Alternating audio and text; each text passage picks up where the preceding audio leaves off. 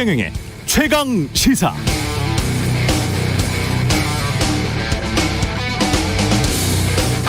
부동산 시장 안정을 위해 국민께 드리는 말씀. 어제 홍남기 경제부총리가 관계기관 합동으로 부동산 가격 앙등의 현상, 정부의 대책 등을 발표했습니다. 새로운 내용은 없습니다. 집값 올라 죄송하다, 주택 공급 많이 하겠다, 실수요자는 보호하지만 투기는 건절하겠다, 심리적으로 불안하시겠지만 그래도 진중하게 매수를 결정해달라. 요약하면 이런 건데요. 주택가격이 왜 올랐냐, 앞으로 어떻게 될 거냐, 여러 논쟁들이 있습니다만 한 가지만 지적하겠습니다. 미래의 경제가 어떻게 될지, 인플레이션이 어찌 전개될지, 금리가 언제 얼마나 오를지 아무도 확언할 수 없습니다. 확실한 것은 우리가 준비되어 있을 때 우리 정부의 뜻대로 우리 가게의 마음대로 시장 금리가 오르는 것은 아닙니다. 그건 기본적으로 국제시장에 달려있고 미국 경제에 달려있고 미국 중앙은행 연준의 결정에 달려있고 그들의 시간표에 달려있습니다. 미국 연준의 말은 상황에 따라 조금씩 바뀔 수는 있겠죠. 그러나 중요한 것은 미국 연준은 미국의 인플레이션과 미국의 고용시장에 대해서만 관심이 있을 뿐 다른 나라의 경제, 자산 가격, 거품, 부채에 대해서는 별 신경 쓰지 않는다는 점이죠. 금리가 오른다면 미국의 시간표대로 오를 겁니다. 그럼 우리는 따라갈 수밖에 없습니다.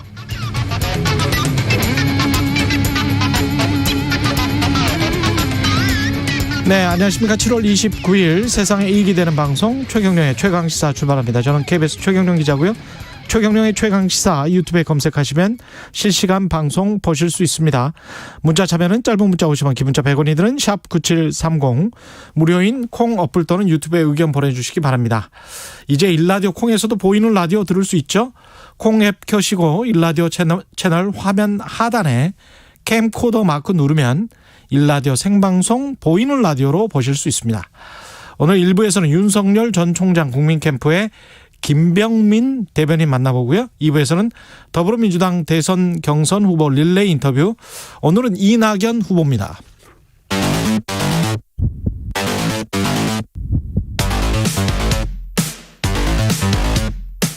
오늘 아침 가장 뜨거운 뉴스 언박싱. 네, 오늘 아침 가장 뜨거운 뉴스 언박싱 시작합니다. 민동기 기자, 김민하 평론가 나와있습니다. 안녕하십니까? 안녕하세요.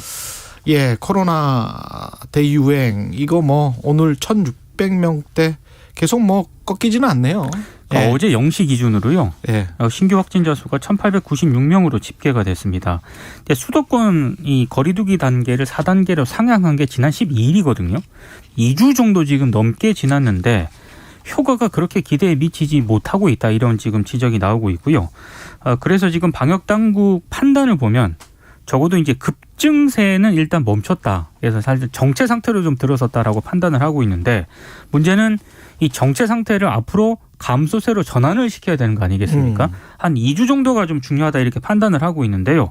만약에 그 이 정도를 지켜보면서 좀 더 강한 방역 조처들이 필요할지 여부는 좀 상황을 보면서 판단을 하겠다는 게 방역 당국의 입장입니다. 예. 더 강한 조처라는 건 뭐냐, 지금 상황에서 사실 지금 저녁 때는 거의 이제 모이지 못하고 집에 가야 되는 상황인데. 그렇죠. 더 강한 건 뭐냐라고 하면 결국 아마도 다중이용 시설들에 그렇죠. 대한 추가적인 어떤 영업 제한, 그다음에 영업 금지 이런 게 될 가능성이 큰데, 지금 그거를 이제 버틸 수 있는 상황인가에 대해서도 상당히 의문이 제기될 수밖에 없는 거고. 다중이용 시설이라고 하면 백화점 이런 겁니까? 식당, 카페, 그다음에 카페. 무슨 지금 말씀하신 그런 백화점이라든가 이런 것도 들어갈 수 있고요. 예. 그러니까 여럿이 모이는 어떤 그러한 시설들을 이제 제한을 해야 될 것인데, 그게 현실적으로 지금 가능하냐에 대해서 고민이 있을 것이고, 그다음에 지금 이제 벌어지고 있는 여러 가지 집단 감염의 양상, 이런 것들을 또 분석을 충분히 해봐야 됩니다. 과연 다중이용 시설에서의 감염을 막으면 확산세를 잡을 수 있는 것인지, 이런 것들을 따져봐야 되는데, 사실 여기에 대해서 지금 방역 당국이 명확하게 답을 갖고 있는 것 같지 않아요. 어제 브리핑한 내용을 보면은 이 4차 유행이 언제 꺾일지는 지금 사실 냉정하게 지금 얘기할 수 없다. 더 그렇죠. 추가적인 분석을 더 필요로 하는 상황이다라고 얘기를 하고 있는 거거든요. 1,000명대가 뭐 가을까지 갈 것이다 이런 전문가들의 그렇죠. 이야기도 나오고 있고요. 예. 그렇죠. 그래서 아마도 우리는 더 힘든 상황을 조금 더 맞이할 가능성이 지금 더 높아지고 있는 상황이어서 여러모로 우려가 됩니다. 유럽이나 미국에서 했던 락다운 여기보다 더 높아지면 그렇죠. 미국이나 유럽에서 했던 락다운을 의미하는데 네. 그거는 밖으로 나가려면 뭐 약국이나 마트 정도 가고 통행권을 국가에서 교부를 하고 뭐 이런 상황이었었잖아요.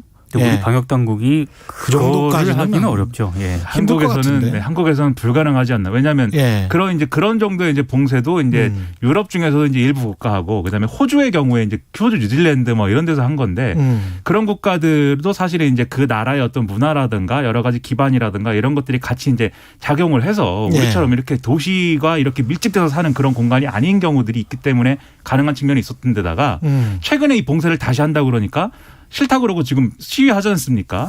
더 이상 못 버틴다는 거거든요. 거기도. 거기다가 이제 1년이 넘었고 중증 환자의 발생률이랄지 뭐 여러 가지를 봤을 때 그리고 이 병에 관해서 이 바이러스에 관해서 우리가 조금은 알잖아요. 네. 물론 겸손을 해야 되겠지만 조금은 아는데 그런 상황에서 봤을 때 이제 국민들이 그렇게 생각할 수도 있죠. 사실은 뭐 우리가 무슨 안이하게 생각한다, 방심한다 이렇게 하면서 국민들을 다그칠 것만 아니고 과학적으로 이미 알려진 게 있기 때문에 이거 마스크 뭐 적절할 때 쓰고 그다음에 백신 맞고 별다른 방법이 없구나 이렇게 생각을 하는 거죠. 지금 뭐. 그렇습니다. 예. 그래서 결국은 지금 상황이 유지가 되더라도 결국은 백신 접종이 돼야 된다. 예. 그것을 보면서 가야 되는 겁니다.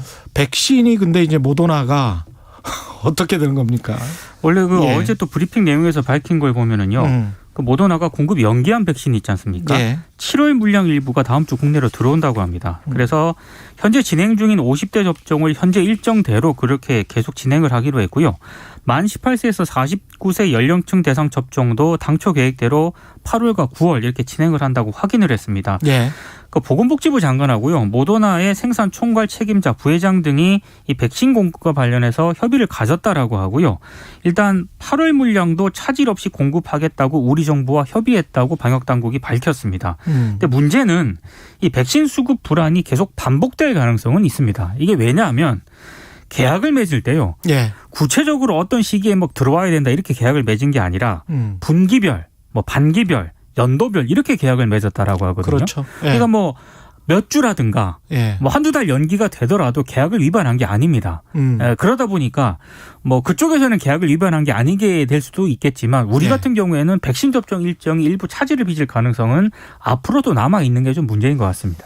그러니까는 이 백신이 들어오는 양 자체가 적다고 할지라도 순차적으로 그래도 계속 소량으로라도 들어오면 우리가 그것을 가지고 일정 조정이나 이런 것들을 통해서 이 백신 접종을 또 효율적으로 우리가 관리할 수 있는 그런 상황이 되는데 사실 모더나사가 그 부분에 있어서 의사결정이라든지 이런 것들을 합리적으로 못하는 상황인 것 같아요. 그런 상황이 이어졌기 때문에 사실 들어온다고 했던 게 이제 완전히 없어져 버리는 상황까지 뭐 여러모로 백신이 지금 뭐 만들기 어렵다고 하는 그런 조건들이 있긴 하지만 그런 상황들이 이어졌던 것 같은데 이런 부분들은 여러 가지 계약에 불리한 점이 있지만 우리 정부하고 지금 화상회의라든가 이런 것들을 통해서 이제 좀 협의를 했다고 하니까 이렇게 정부가 또 나름대로의 능력을 발휘하고 이렇게 운영의 묘를 찾아가는 게 또 필요한 것 같습니다. 어제 제가 BBC 그 보도를 오프닝으로 소개해 드렸지만 그 보도의 첫 번째 헤드라인에 이런 게 있었어요. 그 세상에 존재하지 않았던 물질을 연계해서 1년여 만에 수억 개를 생산을 하는 것도 대단한 일이다. 아, 그렇죠. 그렇습니다. 그렇죠. 그러니까 이제 아무것 뭐 백신이라는 이 물질은 새로운 물질 아닙니까? 이 20여 개 정도의 원재료로 만들어진 새로운 물질이라는 백신을 갑자기 수억 개를 생산을 하고 내년부터는 뭐 10억 개, 20억 개 만들어낸다는 거 아니에요. 근데 그때 그 20여 개 정도의 그 원재료 거기에 들어가는 많은 어떤 다른 공급 부품들이 있을 거 아닙니까? 네. 그것들을 일시에 집중적으로 받아낸다는 게 화이자 같이 큰 기업은 조금 좀 용이할지 모르겠지만 모더나는 벤처기업이니까 아무래도 좀 그런 데서 불리한 것 같아요. 예, 어제 민주당 대선 후보 본경선의 첫 TV 토론이 있었는데 이건 짧게 다루겠습니다. 예. 일단 그 원팀 협약식을 맺고 바로 이제 토론회가 이어졌거든요. 예. 그래서 격한 공방이라든가 네거티브 이렇게 격한 이 수위 높은 네거티브 표현은 좀 자제가 됐는데 그래도 어제 토론의 특징은 제가 봤을 땐 크게 두 가지였습니다. 이낙연 전 대표에 대한 어떤 공세가 좀 다른 후보들이 좀 많이 집중이 됐다. 아, 그래요? 네. 그리고 또 하나는 여전히 이재명 대 이낙연 대립구도는 계속 이어졌다. 간단하게 말씀을 드리면 이재명 후보 같은 경우에는 이낙연 후보에게 대통령 후보로서 품격과 무능함 가운데 어떤 게 더 중요하나 이렇게 물었거든요. 그러니까 품격 있는 후보를 내세우는 이낙연 후보에게 무능한 것 아니냐라고 공격을 한 거고요. 이낙연 후보 같은 경우에는 이재명 후보의 이 전국민 재난지원금과 관련한 입장 변화, 태도가 오락가락하다고 계속 비판을 했는데 예. 이재명 후보는 그 말이 바뀐 게 아니라 상황이 바뀌었다라고 얘기를 하면서 이낙연 후보가 전직 대통령 사면에 대한 입장이 바뀌지 않았습니까? 예. 그게 입장이 바뀐 것 아니냐라고 반박을 했습니다. 어제 뭐 이재명, 이낙연 후보에 대한 어떤 열띤 공방이 좀 계속 이어지는 그런 분위기였습니다. 근데 이렇게 좀 이런 검증은 뭐 있을 수도 있다고 생각하고 토론에서 뭐 서로 간에 검증을 하나도 안 하면 토론이 안 되니까 예. 검증을 할 수 있는데 뭐 백제 발언, 뭐 탄핵, 뭐 이거는 그만 얘기해도 되겠다. 네, 이런 생각이 좀 들었습니다. 최재형 후보가 윤석열 후보를 한번 만나자. 예. 상당히 어제 주도를 하는 듯한. 예. 공개 회동을 제안했다라고 언론들이 보도를 하는데 예. 저는 공개 회동 제안한 거를 공개한 게 아닌가 이런 그렇죠. 생각이 들더라고요. 예. 그러니까 제안한 배경은 이런 것 같아요. 최근 이제 여러모로 국민의힘이 어수선하지 않습니까? 뭐 개파, 친윤, 반윤 이런 프레임까지 나오고 그러다 보니까 만나서 정권 교체를 위해서 좀 이런 부분에 대해서 논의를 하자 이런 차원으로 공개 제안을 한 것으로 보이는데요. 근데 지금 재밌는 것은 이 최 전 원장 캠프 상황실장이 김영우 전 의원이거든요. 예. 지금 김영우 전 의원이 권성동 의원에게 전화를 걸었다라고 합니다. 그래서 좀 배경 같은 걸 설명을 하고 좀 윤 전 총장에게 이 얘기를 좀 해달라 이렇게 논의를 좀 부탁을 했는데 권성동 의원은 아니 직접 윤 전 총장하고 얘기를 해라 이런 입장을 밝힌 것으로 전해졌고요. 윤 전 총장의 반응은 아직은 만날 의사가 없다 이런 반응을 좀 전한 것으로 전해지고 있습니다. 그렇게 맥락을 해설하면 이런 겁니다. 지금 최재형 전 원장이 만나자고 하는 명분이 개파 갈등이 심각해지고 있다 뭐 이런 거 아니겠습니까? 근데 그거는 뭐 그렇죠. 근데 예. 분명히 그 당내에 윤석열 전 총장을 데려오기 위해서 지금 뭐 이게 명단 만들고 뭐 이런 흐름은 있어요. 그런데 이걸 두고 이제 하는 얘기죠. 친윤은 이렇게 실체가 있고 그렇기 때문에 이 친최재형도 당연히 실체가 있다. 최재형이 편도 실체가 있는 거다. 그렇기 때문에 실체가 있는 두 개파의 수장이 만나야 되지 않겠는가 이렇게 얘기를 한 건데 평론가 입장에서는 윤석열을 데려오고 싶은 그러한 국민의힘 내부 움직임이 있지만 예. 최재형 전 원장이 이를 따르는 사람들이 개파가 될 정도의 그러한 지금 구조가 만들어진 거냐 그건 좀 의문이다라는 점에서 오히려 이것은 최재형과 윤석열은 지금 야권에 굉장히 잘 나가는 두 사람이 후보이다라는 걸 주장하고 싶은 최재형 전 원장의 바람이 상당히 반영된 행보가 아닌가. 그런데 일단 회동을 그렇죠. 하게 되면은 최재형 전 원장 입장에서는 체급이 올라가는 거죠. 그림 좋잖아요. 네. 1대1로 하면. 그런 거를 좀 노렸다는 그런 분석도 있습니다. 제가 이제 최재형 기자님한테 예. 네, KBS하고 예. 평론가 집단의 예. 대표끼리 만나자고 하는 거죠, 제가. 1대1로. 그렇죠. 네. 얼마나 좀 그렇습니다, 그게. 예. 언론중재법을 여당이 법안 소위 통과했고 지금 강행할 태세고요. 야당은 반발을 하고 있고요. 예. 그 현업단체들이 반발하고 있다라고 했는데 이 예. 부분은 좀 정확하게 설명을 해야 될 것 같습니다. 예. 한국기자협회하고 한국여기자협회는 현업단체가 맞는데요. 한국신문방송편집인협회하고 한국신문협회, 한국인터넷신문협회는 정확하게 말씀드리면 편집인협회죠. 그게. 예, 이게 약간 뭐 경영자 쪽에 좀 사장님들. 네, 예. 사장님들 모인 곳이라고 생각을 하면 될 것 같은데 이들 5개 단체가 이건 대선을 앞두고 비판 의혹 보도를 원천적으로 봉쇄하겠다는 시도다. 이렇게 어제 논평을 냈고요. 만약에 언론중재법 개정을 강행을 할 경우에는 헌법재판소에 헌법소원을 내겠다. 이런 입장을 내놓았습니다. 예. 그러니까 이게 권력에 대한 비판이나 뭐 이런 것을 감시를 이제 좀 못하게 하는 법이 아니냐 반발이 나오니까 예. 지금 여당의 안을 보면은 이러한 뭐 이 권력이라든지 그다음에 대기업 등에 대해서는 악의적인 어떤 보도라는 것이 입증되면 이제 이 법을 적용한다 이렇게 되어 있는데 근데 이것도 사실은 좀 주관적인 것이기 때문에 오히려 예. 악용될 여지가 크다 이런 지적이 나오고 있거든요. 이런 그리고 종류의 어떤 대안이라는 것은 그냥 법을 뚝딱 만든다 뭐 이렇게 되는 게 아니라 사실은 좀 사회적 함의나 이런 것들이 광범위하게 좀 이루어져야 될 필요성이 있는데 그 부분에 있어서는 여당이 충분한 정치력을 사실 발휘하지 못했다. 이런 평가가 이제 불가피할 것 같고요. 그 배경은 뭐냐? 결국 상임위원장을 이제 다시 배분화할 것이고 법사위원장을 야당에게 넘겨줘야 되는데 그것에 대한 당내의 지지층의 비판 여론이 있다 보니까 그 넘겨주기 전에 그런 개혁 입법을 빨리 처리하겠습니다. 이 맥락에서 지금 이 상황이 벌어진 것으로 지금 이 보이기 때문에 오히려 이런 그림이 상당히 안 좋게 작용할 가능성이 커지고 있습니다. 제가 보기에는 그렇습니다. 그러니까 언론이 기본적으로 좀 잘못 보도하고 뭐 이렇게 정파적으로 보도하고 굉장히 좀 비겁하게 보도하고 이랬던 적들이 굉장히 많잖아요. 그것에 관해서 여당이 어떤 법안을 만들어서 이걸 좀 고쳐보자 체계적으로. 근데 여당도 지금 뭔가 헛다리를 짚고 있고 야당도 이렇게 뭐 현업인들도 이렇게 할 일은 아닌 것 같아요. 왜냐하면 이거 징벌적 손해배상 미국에서 해봤는데 전혀 뭐 효과가 없습니다. 그러니까 이거 해봐야 언론의 행태가 바뀌지가 않아요. 그러니까 지금까지 우리 법원이 전혀 바뀌지가 않습니다. 예. 양형 기준을 보면은요. 예. 실제로 법이 정한 어떤 배상액 있지 않습니까? 예. 이 언론중재법 말고도 현행법에서 그렇죠. 그 법이 정한 배상액 수는 원래 굉장히 많게 돼 있어요. 근데 실제로 배상 구형을 했을 때 재판부가 내리는 판결을 보면은 배상액 수가 많지 않습니다. 예. 그러니까 이 의문이 드는 게 이러한 형태로 지금 법안이 이제 나와서 이제 상임위에서 이제 뭐 합의가 되고 뭐 이렇게 가야 되는데 일방적으로 처리하고 있지 않습니까? 본회의에서도 처리할 수 있을 것인가 첫째. 두 번째로 법안이 처리됐을 때 헌법소원이나 이렇게 갔을 때 이게 효력을 계속 유지할 수 있을 것이냐. 결국 이렇게 시끄럽게 법안을 통과시킨 다음에 실질적으로 법안이 네. 효력을 갖지 못하게 되면 법원에서 언론 개혁과 이런 뭐가 징벌적 손해배상제를 도입하고 싶었던 그러한 맥락, 정치적 맥락이라는 그렇습니다. 것은 어디로 가겠느냐. 네. 이걸 한번 봐야 됩니다. 생각을 해봐야 돼요. 그래서 그 산이 아닌 거예요. 언론 개혁을 하고 싶다면 그 산으로 가지 말고 다른 산이 있는데 다른 산에 관해서는 뭐 이슈 오도독이나 다른 곳에서 우리가 충분히 이야기를 해보죠. 굉장히 그렇죠. 긴 이야기니까. 네, 뉴스 언박싱 2시간 해야 됩니다. 예, 뉴스 언박싱 한 2시간 해야 되는데 이 산은 아닙니다. 예. 포털이 중심이 될 것 둘 같습니다. 다 잘못 짚었습니다. 예. 이거 한다고 해서 무슨 언론 자유 탄압되는 것도 아니고요. 예. 그렇게 또 엄청나게 한국 언론들이 뭐 탐사보도 잘하고 있는 것도 같지도 않고요. 예. 그렇습니다. 굉장히 냉소적이시네요. 예. 네. 뉴스 언박싱 사실이잖아요. 민동기 기자, 김민아 평론가였습니다. 고맙습니다. 고맙습니다. KBS 1라디오 최경영의 최강시사 듣고 계신 지금 시각 7시 37분입니다.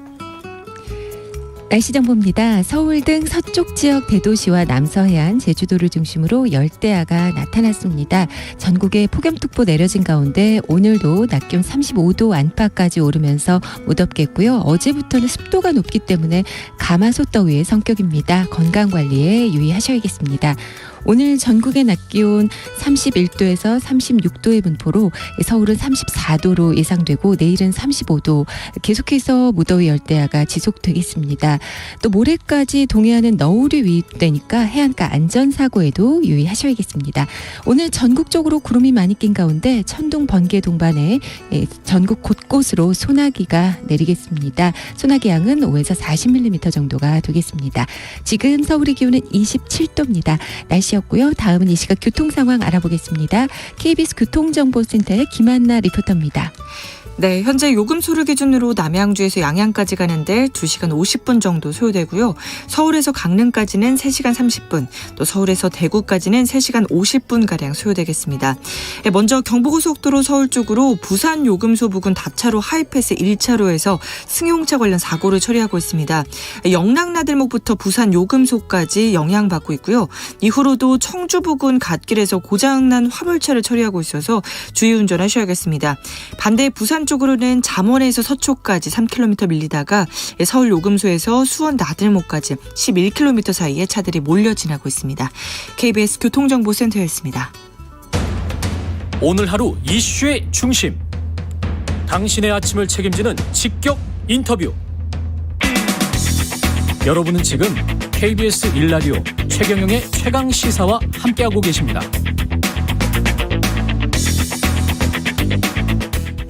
예, 어제 부산을 방문했던 윤석열 전 검찰총장, 국민의힘 입당 여부는 아직 결정되지 않은 것 같고요. 8월 입당설 나오고 있지만 그게 맞는지 안 맞는지 잘 모르겠고, 예, 당내 세력 확보에는 나서는 모습인 것 같고 캠프는 점점 커지는 것 같습니다. 예.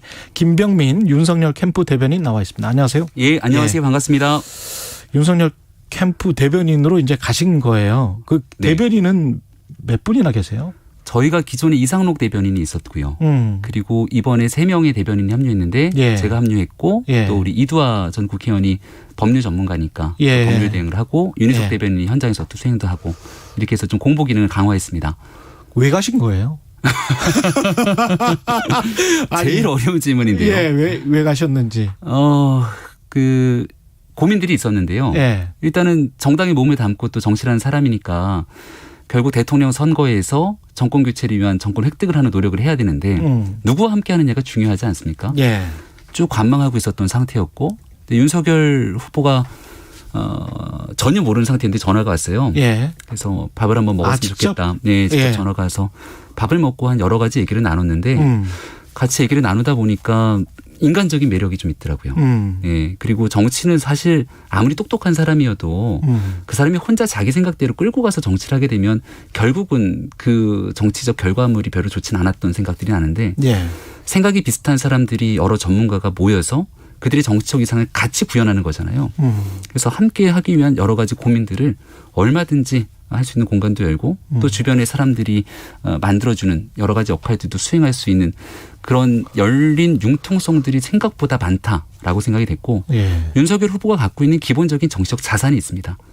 한 7년 8년 정도 보여줬던 어떤 권력이나 기득권에도 굴하지 않고 국민이 갖고 있는 상식에서 공정과 정의를 맞서 싸웠던 그 정치적 자산이 있거든요. 그럼 그 정치적 자산이 기대는 건 히스토리가 있다. 한국 네. 사회에서 바꿔야 되는 무수히 많은 일들이 있습니다. 근데 지금도 개혁해야 되는 과제들을 뚫고 나가기에는 엄청난 용기와 또 기득권에 맞서 싸울 그런 능력들이 필요한데 예. 윤석열 후보가 갖고 있는 그 자질이 있고 저는 제가 국민의힘에서 정강 정책을 바꾸면서 한국 사회를 변화시키고 싶은 수많은 정책들을 넣어놨는데 이게 잘 구현이 안 돼요. 예. 이런 일들을 맞서서 할 수 있는 용기가 윤 후보에게 있기 때문에 가서 손을 잡고 도우면 한국 사회에 켜켜이 쌓여있는 문제들을 한번 확 뒤바꿀 수 있지 않겠는가라고 하는 좀 뜨거운 감정들이 생겼습니다. 지금까지는 그것과 관련된 이제 구체적인 어떤 메시지나 정책이나 비전들은 좀 덜 나온 것 같은데 네. 앞으로는 좀 많이 나오겠네요. 나오겠죠. 제가 네. 한 가지만 말씀해 드리면 정강 정책을 만들면서 꼭 하고 싶었던 것 하나가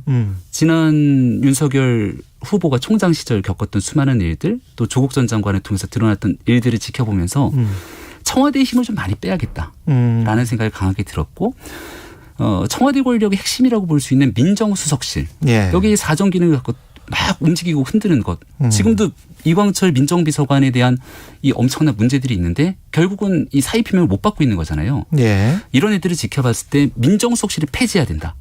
대통령이 그 막강한 권력으로 사정기관을 흔드는 걸 없애야 된다라고 정강정책에 그때 집어넣고 이런 일을 구현하려면 정권을 획득을 해야 되지 않습니까? 예. 윤 후보를 처음 만나서 제가 밥을 먹으면서 얘기했던 게 예. 당신이 이 역할에 가장 적합하다.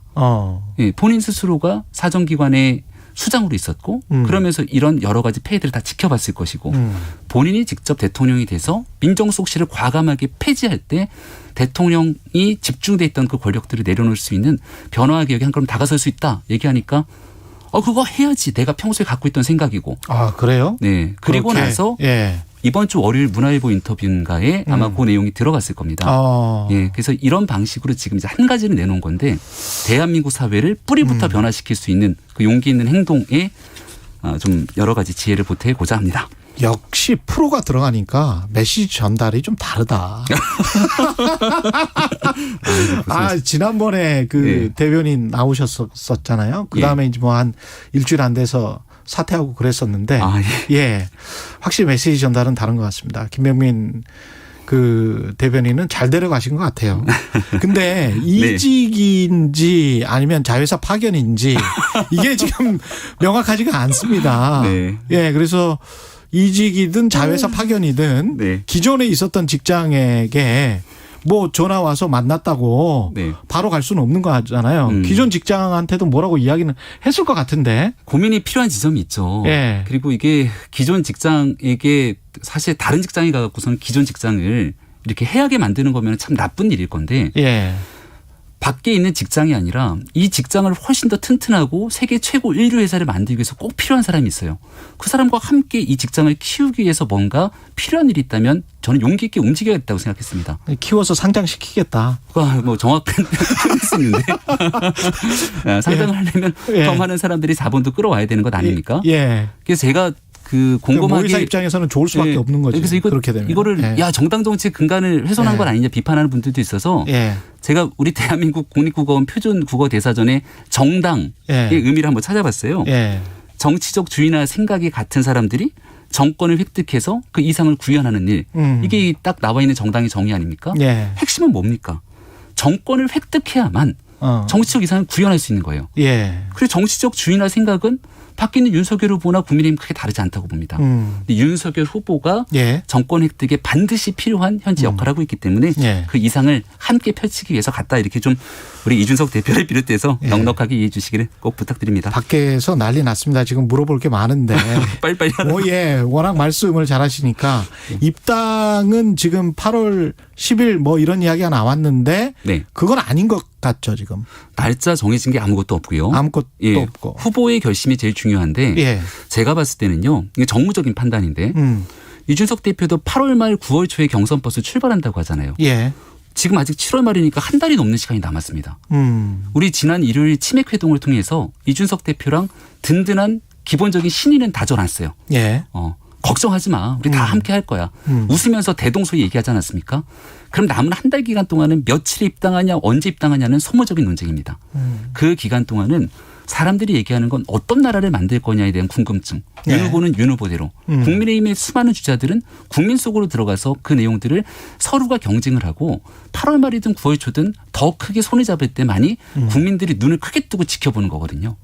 그래서 저는 이제 입당 문제는 서로 믿음을 좀 가지고 함께 할 거니까 그 기간 동안 이제 윤석열 후보는 한 달 정도의 기간 동안 오히려 더 많은 국민들과 외연 확장을 위해서 나서는 시간들이 필요하지 않겠는가 생각합니다.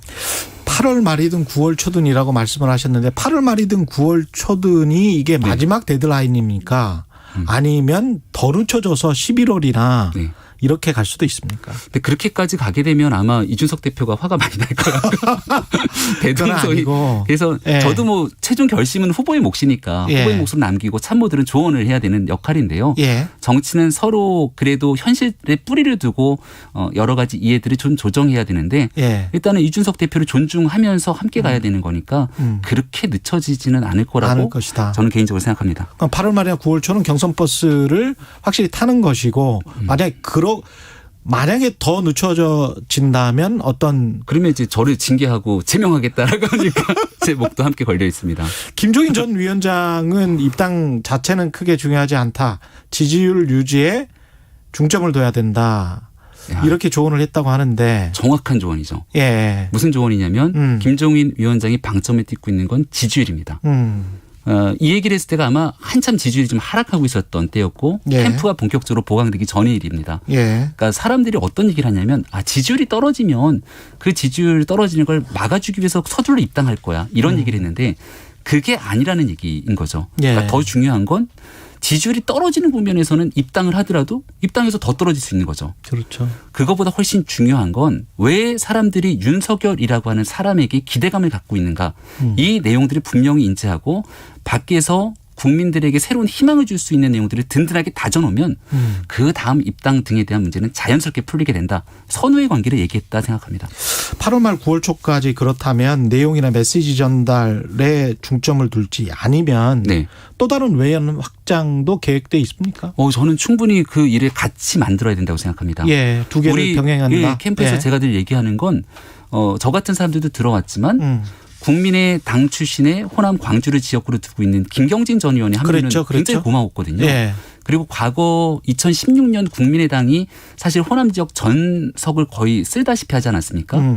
그때 같이 활동했던 많은 정치인들이 있을 겁니다. 그래서 우리가 지역적으로는 호남 또 경제적으로는 사회적 약자라든지 늘 보수 정당이나 국민의힘이 많이 품어내지 못했던 공간까지 윤석열 후보가 사람으로 정책으로 메시지로 끌어당기는 일이 중요하기 때문에 그런 일들을 계속 해나갈 겁니다. 그 이른바 이제 윤석열 리스크에 대해서는 어떻게 보세요? 관련해서 뭐 가족? 가족? 그 열린 공감 TV인가요? 네. 예, 고발하고 그러기도 했잖아요. 네. 예, 어떻게 보십니까? 취재율에 대해서 저는 좀 매우 안타깝게 생각합니다. 왜냐하면 후보에 대한 검증은 저는 꼭 필요하다고 생각을 해요. 각자에게 필요한 합리적인 검증은 있는데 그래도 지켜야 될 선이 있다고 생각을 합니다. 예. 94세의 어르신이잖아요.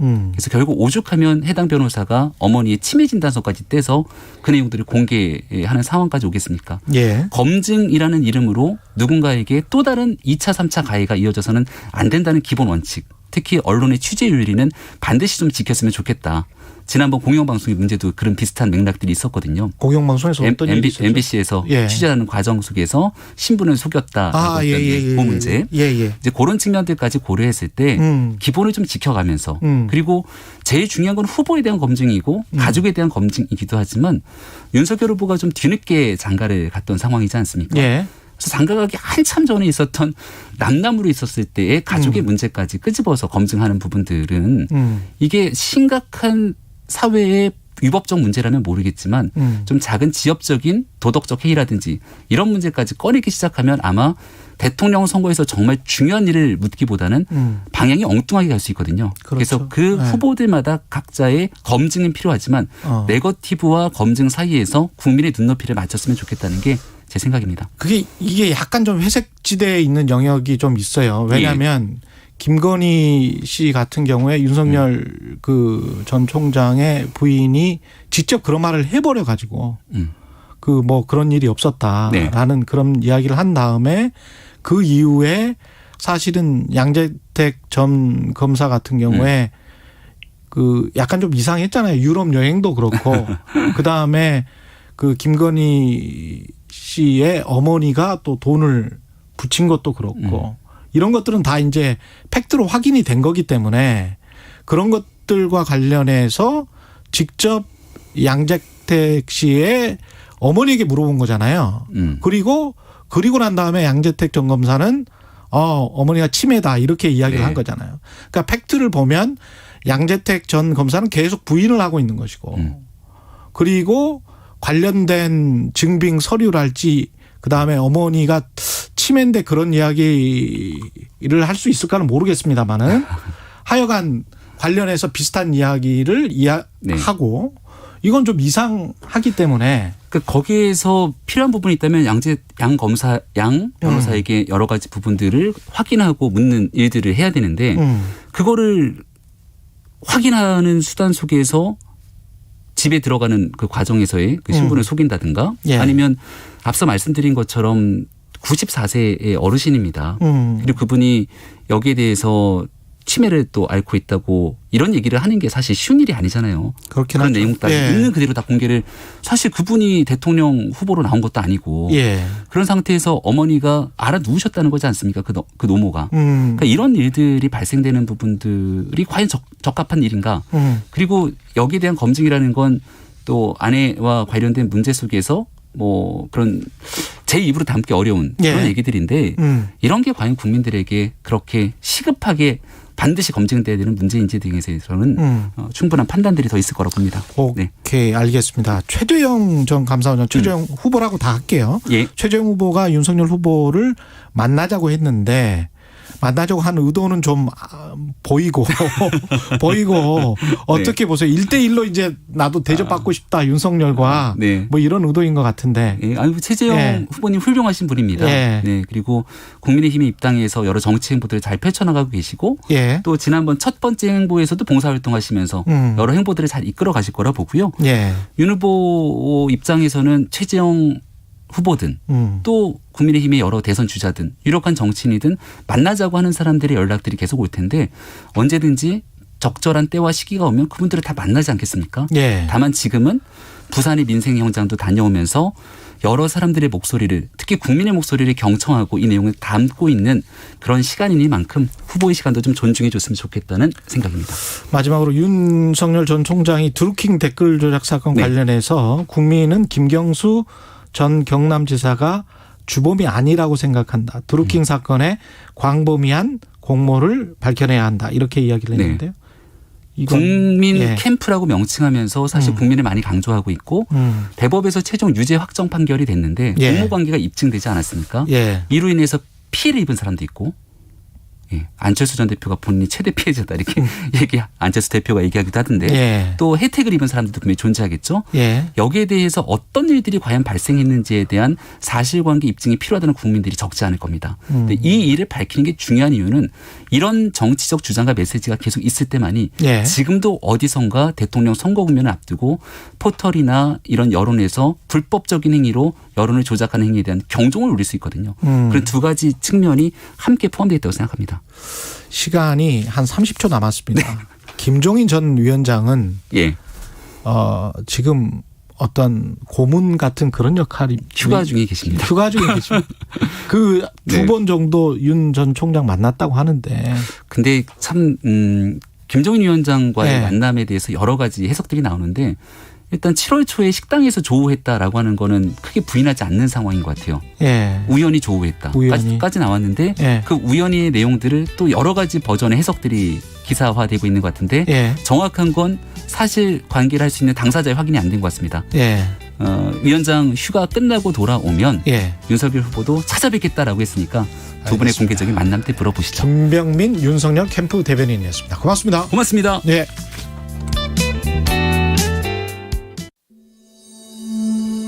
(1948년) 독도 폭격 사건이라는 부분을 제가 그 울릉도 주민들한테 이제 들은 사실입니다. 2021 KBS 연중기획 기억을 기록하다.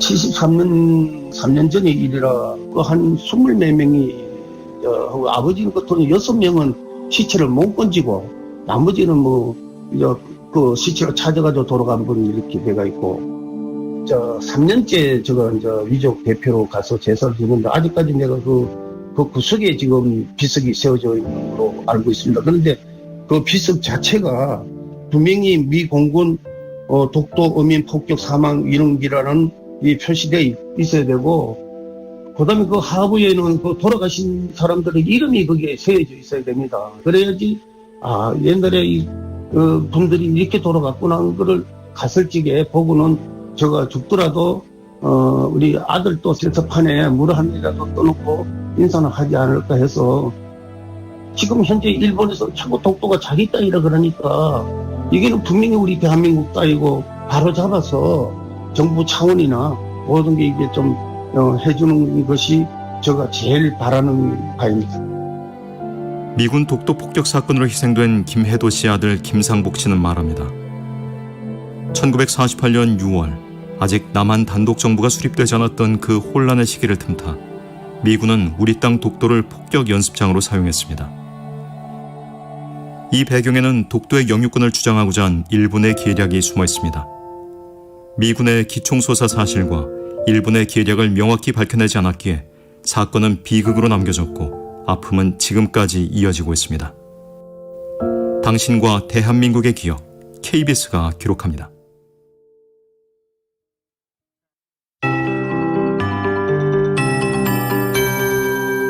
KBS 58분 날씨.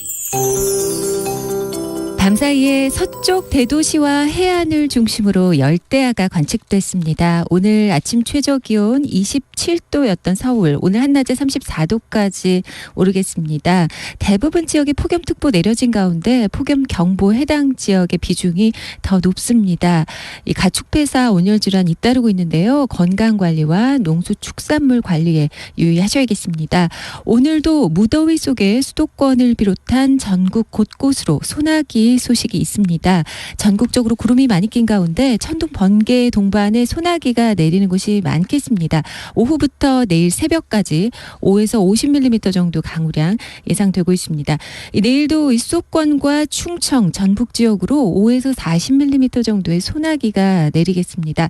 이 서해안으로 안개가 지금 짙은데요. 내일 새벽에도 일부 내륙과 서해안 쪽에 안개가 짙겠습니다. 원인은 서해 앞바다 쪽에 안개가 연일 짙기 때문입니다.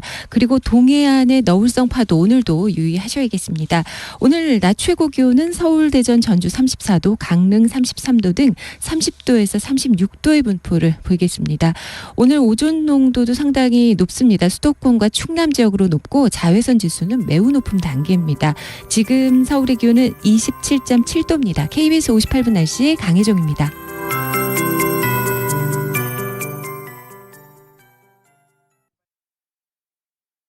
정성을 다하는 국민의 방송 KBS가 8시를 알려드립니다. AM 711kHz, FM 97.3MHz, KBS 1라디오입니다. HLKA.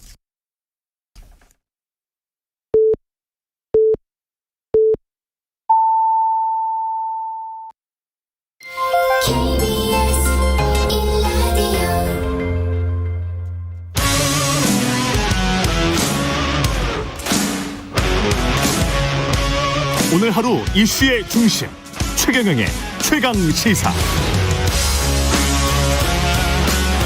네, 어제는 더불어민주당 봉경선 첫 TV 토론이 있었는데요. 오전에 있었던 원팀 협약식이 무색할 정도로 공방이 뜨거웠습니다. 민주당 대선 경선 후보 릴레이 인터뷰.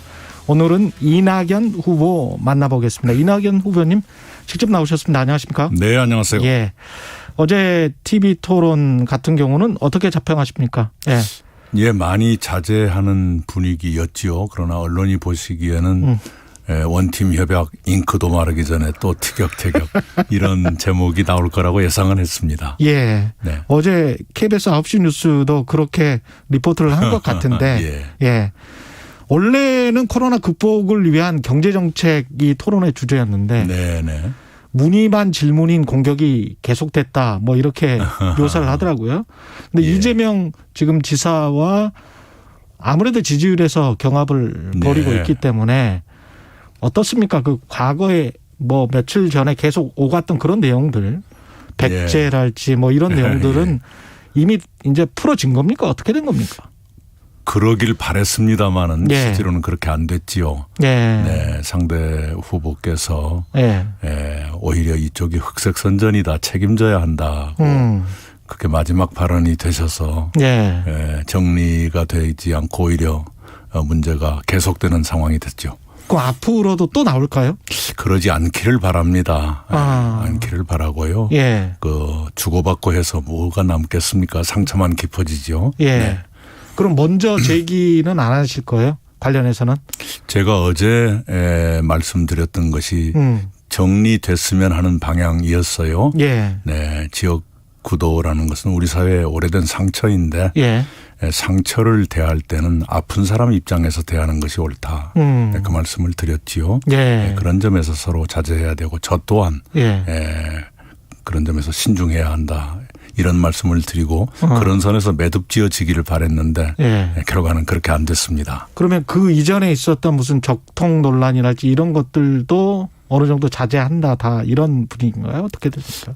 자제를 해야 되겠지요. 예. 그러나 경쟁의 속성이 있기 때문에 어디까지 자제가 될지 모르겠습니다. 저로서는 최대한 자제하는 것이 옳다고 생각하고요. 예. 네, 왜냐하면 내년 대선이 박빙의 승부가 될 걸로 보는데요. 그렇겠죠. 우리 당내 경선에서 서로에게 상처를 남기고 그것 때문에 마음의 이탈이 생긴다면 내년의 박빙의 승부 앞에 현명한 일이 아니지요. 네, 그 점에서 자제하는 것이 좋다. 우리의 목표는 내년의 승리이니까 서로 자제하자 하는 마음인데요.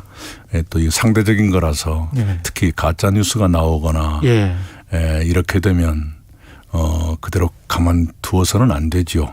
그것은 바로 잡아야 되는 거니까요. 네. 그러나 검증과 관련해서는 계속 이어지나요? 후보들의 검증에 대해서는? 그렇게 되겠지요. 네, 그렇게 될 텐데 사실은 글쎄요. 우리 정세균 후보님의 경우에는 왜 다른 선거 후보자들은 검증이 있는데 대선 후보는 검증도 없느냐. 네, 이런 말씀을 하고 계시지요. 예. 네. 관련해서 이재명 지사 쪽에서 공격을 했었던 것, 검증과 관련해서 공격을 했었던 거에 대통령이 됐다고 해서 갑자기 약속 잘 지키고 갑자기 청렴해지고 네. 갑자기 실력을 낼 수 있겠나. 네. 이건 이제 언론이 그 반복해온 옵티머스 의혹 이야기다. 네. 이렇게 해석을 하고 있습니다. 예, 옵티머스 정말로 철저히 파헤쳐 주시기를 이제라도 검찰이 그렇게 해주길 바랍니다. 예. 네, 검찰이 나름대로 수사를 했을 겁니다. 그리고 그 과잉 수사하다가 예. 저를 도왔던 사람이 그 불행한 결과를 맞았지요. 예. 네, 그것에 대해서 검찰이 뭔가를 얘기하기로 했었는데 지금까지 말이 없어요. 네. 그런 건 얼마든지 공정하게 수사하기를 바랍니다. 저도 그 사건의 조사에 대해서 아직도 미심쩍은 것이 있습니다. 아, 그래요? 네네. 그리고 예. 얼마든지요. 다른 것도 마찬가지입니다. 네. 옵티머스와 관련해서는 후보 개인은 본인은 아무런 연관성이 없다. 아니, 예. 검찰이 당연히 그걸 보고 파헤쳤을 것 아닙니까? 네. 예. 다른 쪽도 충분히 봤어야죠. 예. 네. 그런 게 균형 있게 봤느냐, 제대로 예. 봤느냐에 대해서 저는 의심을 가지고 있습니다. 예. 네. 그것뿐만 아니라 다른 예. 문제들에 대해서도 네. 제가 이 얘기를 않고 있지요. 네. 다른 문제에 관해서는 어떤 거죠? 아니, 누구에게나 여러 가지 궁금한 것이 있을 수 있죠. 네. 여기서 제가 그 얘기를 꺼내는 것은 자제 분위기와 맞지 않아서 말을 않는 것이지요. 아, 네. 그거는 아마도 이제 상대방 후보에 관한 이야기. 자꾸 그렇게 유도하지 마시고요. 네. 아니요, 제가 좀 명확하게 다가오지만. 분명한 것은요. 예. 예. 어떤 프레임을 가지고 저한테 하셨던데. 예. 네, 그것은 아니지요. 예, 아니고요. 예. 네. 제가 무능한 총리였다면 그 당시 문재인 정부의 지지율이 그렇게 높았겠습니까? 그리고 무능한 총리였다면 저에 대한 지지율이 높았겠습니까? 예. 네. 그거는 네, 일종의 무능했다라고 주장하는 거는 프레임이다. 아니, 그렇게 주장을 했지 않습니까? 예. 네. 그리고 조류 인플루엔자 살처분 제로가 2년 8개월 동안 계속됐습니다. 예. 아마 역사상 처음이었을 겁니다. 예. 그런 것에 관심을 안 가졌다면 모르시겠지만 가졌다면 아셨을 겁니다. 네. 그리고 여러 가지 어제도 말씀드린 것 있고요. 당 대표로서도 6개월 반 만에 422건의 법안을 통과시켰죠. 예. 또 뭐 건수만 많다 누가 그러는데 4.3 특별법 이것은 73년 만의 개정입니다. 지방자치법 공정거래법 31년 또는 32년 만의 전면 개정이지요. 예. 네. 그다음에 권력기관 개혁에 관한 것 국정원법, 경찰법, 검찰에 관한 것 이런 것도 마찬가지죠. 네. 역사상 처음 있는 것이었는데 그걸 애써 눈 감으면서 아무것도 안 한 것처럼 하는 것은 정치적 공세죠. 네, 그것에 대해서 일부러 제가 이러쿵저러쿵 대꾸를 안고 있는데요. 예. 네, 그러나 아실 분들은 아실 겁니다. 이재명 후보가 알면서 의도적으로 아니 다른 분들도 마찬가지고요. 다른 분들도 마찬가지다. 네. 예, 알겠습니다. 그 현안을 조금 질문을 드릴게요. 그 징벌적 손해배상제 담은 언론중재법. 네네네. 언론인 출신이어서 네. 어떻게 생각하십니까? 예, 불가피한 면이 있었다고 생각합니다. 예. 그 점에서 지금도 일반 시민들과 언론계는 생각이 좀 다를 텐데요. 네, 언론계가 자기 개혁을 좀 더 하셨더라면 자기 개혁. 네, 여기까지 안 왔을 수도 있었을 텐데 하는 아쉬움이 있는데요. 그러나 언론에 의해서 피해를 당한 국민의 입장에서 보면 그 피해는 복구되기가 어렵거든요. 네, 그 점을 한번 언론인들도 생각했으면 좋겠습니다. 저도 21년 기자로 산 사람으로서 안타깝지만 그러나 제가 현직 기자라면 저는 그걸 환영했을 것 같습니다. 현직 기자라면 환영했을 것이다. 네. 법사위원장 그 준 것 가지고는 어떻게 생각하세요? 이재명 추미애 김두관 후보는 철회하라는 쪽인 것 같은데. 네, 그 제가 얼핏 읽은 합의 사항이 3개 항인데요. 예. 첫 번째 항이 상임위원장을 어떻게 한다라는 것이고요. 세 번째 항은 법사위원회의 권한 축소에 관한 것이었어요. 예. 네, 그런데 우리 당 원내대표가 의원들께 보낸 편지에 따르면 8월 25일까지 세 번째 합의사항 법사위원회의 권한 축소에 관한 것 그게 이행돼야 한다. 그렇게 합의를 했다는 것이죠. 예. 그게 이행되지 않는다면 다른 합의사항도 무효가 된다. 이렇게 설명을 하더라고요. 예. 편지에 따르면. 예. 그거라면 뭐 불만이 있더라도 합의는 받아들여야죠. 그렇지 않고 예. 합의를 해왔고 또 의원총회에서 압도적인 의원들이 찬성을 했는데 바깥에 있는 사람들이 그걸 뒤집는다는 것이 우리 당의 국민에 대한 신뢰에 도움이 될 것인가, 예. 민주주의 발전에 기여할 것인가, 저는 그렇지 않다고 생각합니다. 예. 그제 이낙연 표 주거정책 발표하셨는데요. 네네. 이거 좀 소개를 해 주십시오. 네. 크게 봐서 예. 두 가지입니다. 하나는 공공주택. 거기에는 이제 공공임대도 있고 공공분양도 있습니다만 예. 그 품질을 더 높여서 선호도를 올려가겠다. 궁극적으로는 민간이 제공하는 아파트와 품질에서도 경쟁할 수 있도록 했으면 좋겠다라는 것이죠. 예. 그거 하려면 LH공사나 또는 서울, 경기 등의 지자체 산하 주택 전담 기구가 노력을 해야 되겠죠. 그리고 비용도 부담을 해야 될 것이고요. 또 하나가 이제 아주 열악한 주거 환경의 개선입니다. 예. 1인 최소 주거 기준이란 게 있어요. 그것이 우리가 4.2평입니다. 예. 그런데 자기들 스스로 일본 사람들은 자기들 스스로 토끼집이라고 부르는 아주 작은 집을 상징하는 예. 그 일본의 경우에는 최저 주거 기준이 7.5평이거든요. 우리가 그래서 일본의 집 좁다고 흉볼 처지가 아니에요. 그러네요. 네. 예. 그래서 그런 최저 주거 기준부터 상향 조정해서 우리 인간다운 주거 생활이 최소한도라도 이루어지도록 해보자 라는 것이 있고요. 거기에 따라가는 것으로 요즘 청년들이 많이 실감하실 겁니다만은 예. 청년 주거급여라는 것을 올해부터 시작을 했습니다. 그런데 예. 현실에 맞지 않고 특히 30대보다 20대가 덜 배려를 받는 식으로 돼 있어요. 예. 네, 그런 것도 좀 더 촘촘하게 개선할 여지가 있다. 그런 내용입니다. 관련해서 이제 토지 독점 규제 3법도 입법 발의하셨고 네. 이런 게 이제 나오면 네. 늘 이제 보수 야당에서는 과도한 재산권 침해 예. 이게 뭐 클리셰처럼 늘 따라 붙습니다. 예. 어떻게 보십니까? 우선은 경제 민주화와 토지 공개념은 우리 헌법에 있는 것입니다. 예. 그리고 그 헌법이 87년 6월 항쟁의 결과로 탄생했던 것이죠. 네, 그리고 이제 토지 공개념 3법 중에 어떤 것은 노태우 정부 때 시작했던 것도 있어요. 예. 우리 보수 정부들은 자기들의 과거 선배들이 했던 자랑스러운 일을 왜 부정하려고 드는지 모르겠어요.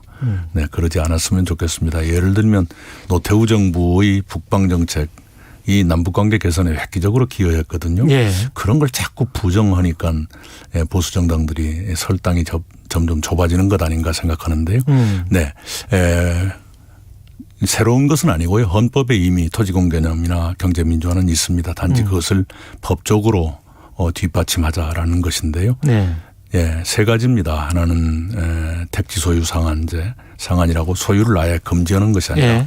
세금을 좀 더 많이 물리겠다. 네. 토지 초과 이득세, 이득이 더 많이 나왔을 경우에는 환수를 좀 더 많이 하겠다. 네. 그리고 이제 개발이익 관수제 이것은 지금도 하고 있지요. 그걸 좀 더 강화하자. 네, 그런 얘기입니다. 이걸 하면 네. 부동산 가격이 좀 내려갈까요? 내려간다고 저는 믿습니다. 이제 일시적으로는 예컨대 개발이익 관수제를 하면 개발 비용이 올라가서 일시적으로 토지 가격이 오를 것 아니냐라고 하는 우려도 있습니다만 그걸 예. 세밀하게 그런 우려가 생기지 않도록 조정을 해야 되겠죠. 나머지 두 개의 조치는 토지를 많이 가지고 있으면 부담이 늘어나니까 매물로 나올 것이다 라는 예. 기대를 가지고 있고 그렇게 하도록 유도를 해야죠. 우리나라가 이렇습니다. 개인 소유 토지의 77%가 10%의 개인한테 들어가 있습니다. 예. 법인 소유 토지의 92%가 10%의 법인한테 들어가 있습니다. 예. 말하자면 10%의 개인 또는 법인이 우리나라 땅을 거의 독과점하고 있다라는 예. 얘기입니다. 예. 그리고 그런 추세가 점점 강화되거든요. 맞습니다. 이렇게 돼가지고는 예. 토지로 인한 자산 격차가 고착화되고 점점 더 심해질 거예요. 그건 국가의 미래를 위해서 불행한 일입니다. 그래서 예. 그런 현상을 제어하자는 것이 기본적인 목적입니다. 이것이 부동산 시장 안정 또는 투기 방지 이것은 다음 일이고요. 정말로 제가 문제로 삼고 있는 것은 한정된 땅, 이 좁디 좁은 이 땅을 10%의 개인 또는 법인이 거의 다 갖는다. 이것은 막아야 한다라고 생각합니다. 제가 야당의 시각에서 좀 여쭤보면 네. 문재인 정부 5년 동안 비슷한 정책, 비슷한 기조를 이어갔는데 부동산 가격은 올랐었단 말이죠. 그리고 이제 야당에서 주장하는 거는 이런 겁니다. 그 햇볕이 쨍쨍 쬐고 바람이 불고 이랬을 때 나그네가 언제 옷을 벗느냐. 햇볕이 쨍쨍 쬐 때 온건한 정책을 할 때 옷을 벗지 않느냐 이런 식의 이야기를 하고 있는 거예요. 경제적 햇볕 정책이군요. 예.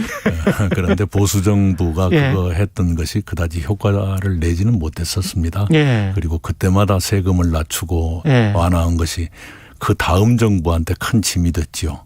문재인 정부의 5년 동안 그러면 부동산 가격의 앙등은 기존의 기조 정책의 문제는 아니었다. 아니 제가 그렇게 또 하는 얘기는 아닙니다. 그런 건 아니지만 그 세금을 낮추면 그 짐은 언젠가는 돌아간다. 그 나중에 오는 것이죠. 네. 그러니까 지금 있는 것이 과거의 탓이다. 그 얘기가 아닙니다. 우리 문재인 정부에서도 좀 더 잘했으면 하는 것이 있죠. 예를 들면 부동산 시장 안정이라는 목표를 위해서 주로 썼던 정책이 수요 억제인데 수요라는 게 억제한다고 억제되는 것이 아니죠. 그래서 필요한 것을 공급해 줌으로써 끊임없이 공급해 줌으로써 움직이는 가운데 부동산 시장 안정을 추구했어야 하는데 그 점이 조금 미흡했었다 하는 아쉬움을 갖고 있습니다. 그 남북통신 연락선이 그쪽으로 복원이 됐고 어떻게 생각하세요? 이거는 당연한 수순으로 남북 정상회담 이야기까지 나오고 있는데요. 저는 문재인 대통령께서 대통령으로 일하시는 동안에 한두 번의 기회가 더 있지 않을까 하고 조심스럽게 보고 있습니다. 그게 이루어지길 바라고요. 그리고 엊그저께 통신 연락선 재개를 제가 특별히 주목하는 것은 남은 임기가 길지 않다고 해서 그냥 가려고 하지 않고 다시 재개하고 평화 프로세스를 원위치에 올려놓고 이런 데 남북 정상이 합의했다는 걸 굉장히 중요하게 생각합니다. 그래서 앞으로 10여 개월 동안 뭔가가 더 있을 수도 있겠고 그것이 다음 정부로 이어질 수 있도록 하는 좋은 토대가 될 수 있겠구나라고 생각합니다. 지금 문재인 정부 부동산 정책 잠깐 언급하셨는데 뭘 계승하고 뭘 또 차별화하고 뭘 또 수정 보완해야 될지 좀 구상을 하셨을 것 같은데요. 네, 우선 금년 2월 4일에 정부가 공급 대책을 발표했어요. 그것이 차질 없이 이행되는 것이 기본입니다. 거기에 더 얹어서 주택 수요가 굉장히 다양해지거든요. 거기에 맞는 공급이 이루어져야 됩니다. 예를 들면 1인 가구의 폭발적 증가. 이것이 충분히 예측되지 못했던 것입니다. 예측은 했지만 이렇게 폭발적으로 증가할 것까지는 예측 못했다 그런 뜻인데요. 그런 것 1인 가구 전용 주택을 그다지 멀지 않은 곳에 공급하는 것이 지속적이고 예측 가능하게 이루어져야 한다. 이렇게 생각하고요. 그렇게 주택 정책을 일관되게 추진하기 위해서 저는 주택부를 신설할 필요가 있다. 현재는 국토교통부의 국단위에서 주택 업무를 담당하고 있는데 그 정도 가지고는 안 될 것이다 라고 생각합니다. 야권 후보들에 관해서 한 가지 여쭤보면 지금 지지율이 제일 높은 후보는 윤석열 전 총장이니까요.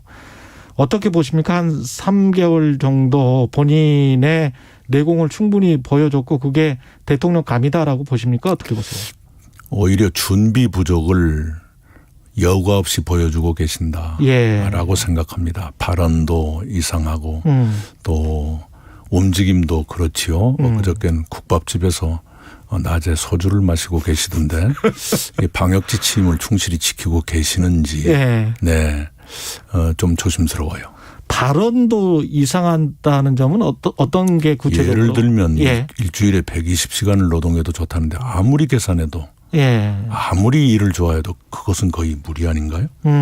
그런 말씀을 툭툭 던지는 것이 옳지 않다. 자유민주주의를 굉장히 강조를 하면서 어떻게 보면 국민의힘 내에서도 우파적인 시각을 강조를 하잖아요. 그건 왜 그럴까요? 뭔가를 의식했다고 봐야 되겠죠. 옆에서 누가 말씀을 해 주셨거나. 예. 그런데 이것은 서로 우리가 공유했으면 좋겠습니다. 예. 헌법을 보면 자유민주주의와 민주주의가 혼용되고 있습니다. 그래서 어느 경우에나 자유자를 붙여야만 된다든가 그것은 아닙니다. 자유민주의 자유를 꼭 붙여야 된다는 강박이 있는 것 같다. 뭔가 그렇게 하는 게 이익이다는 판단을 한 건 아닌가 추측이죠. 마지막으로 대선 후보 이낙연의 강점과 약점, 어떤 나라를 나는 만들고 싶다 대통령이 된다면. 네, 많은 국민들이 삶을 불안해하십니다. 청년도 중년도 노년도 불안하지요. 불안한 이유는 대변화기이기 때문이죠. 그래서 노동도 소득도 불안정해지기 때문인데 이렇게 불안한 시대에 내 삶을 지켜주는 나라가 돼야 한다. 그것을 위해서는 굉장히 세밀하게 국민의 삶을 살피는 그런 정부가 필요하고 또 그만한 정책이 필요하다고 생각합니다. 그 내 삶을 지켜주는 나라를 만들기 위해서 저는 두 개의 정책 수레바퀴를 만들었는데 정책 바퀴를 만들었는데 하나가 신복지고 하나가 중산층 경제입니다. 그것을 통해서 국민들의 삶을 지금보다 더 촘촘하게 도와드릴 수 있을 것이다 이렇게 생각합니다. 예, 말씀 감사하고요. 이낙연 더불어민주당 대선 경선 후보였습니다. 고맙습니다. 네, 감사합니다. 공정, 공익, 그리고 균형. 한 발짝 더 들어간다. 세상에 이익이 되는 방송. 최경영의 최강시사.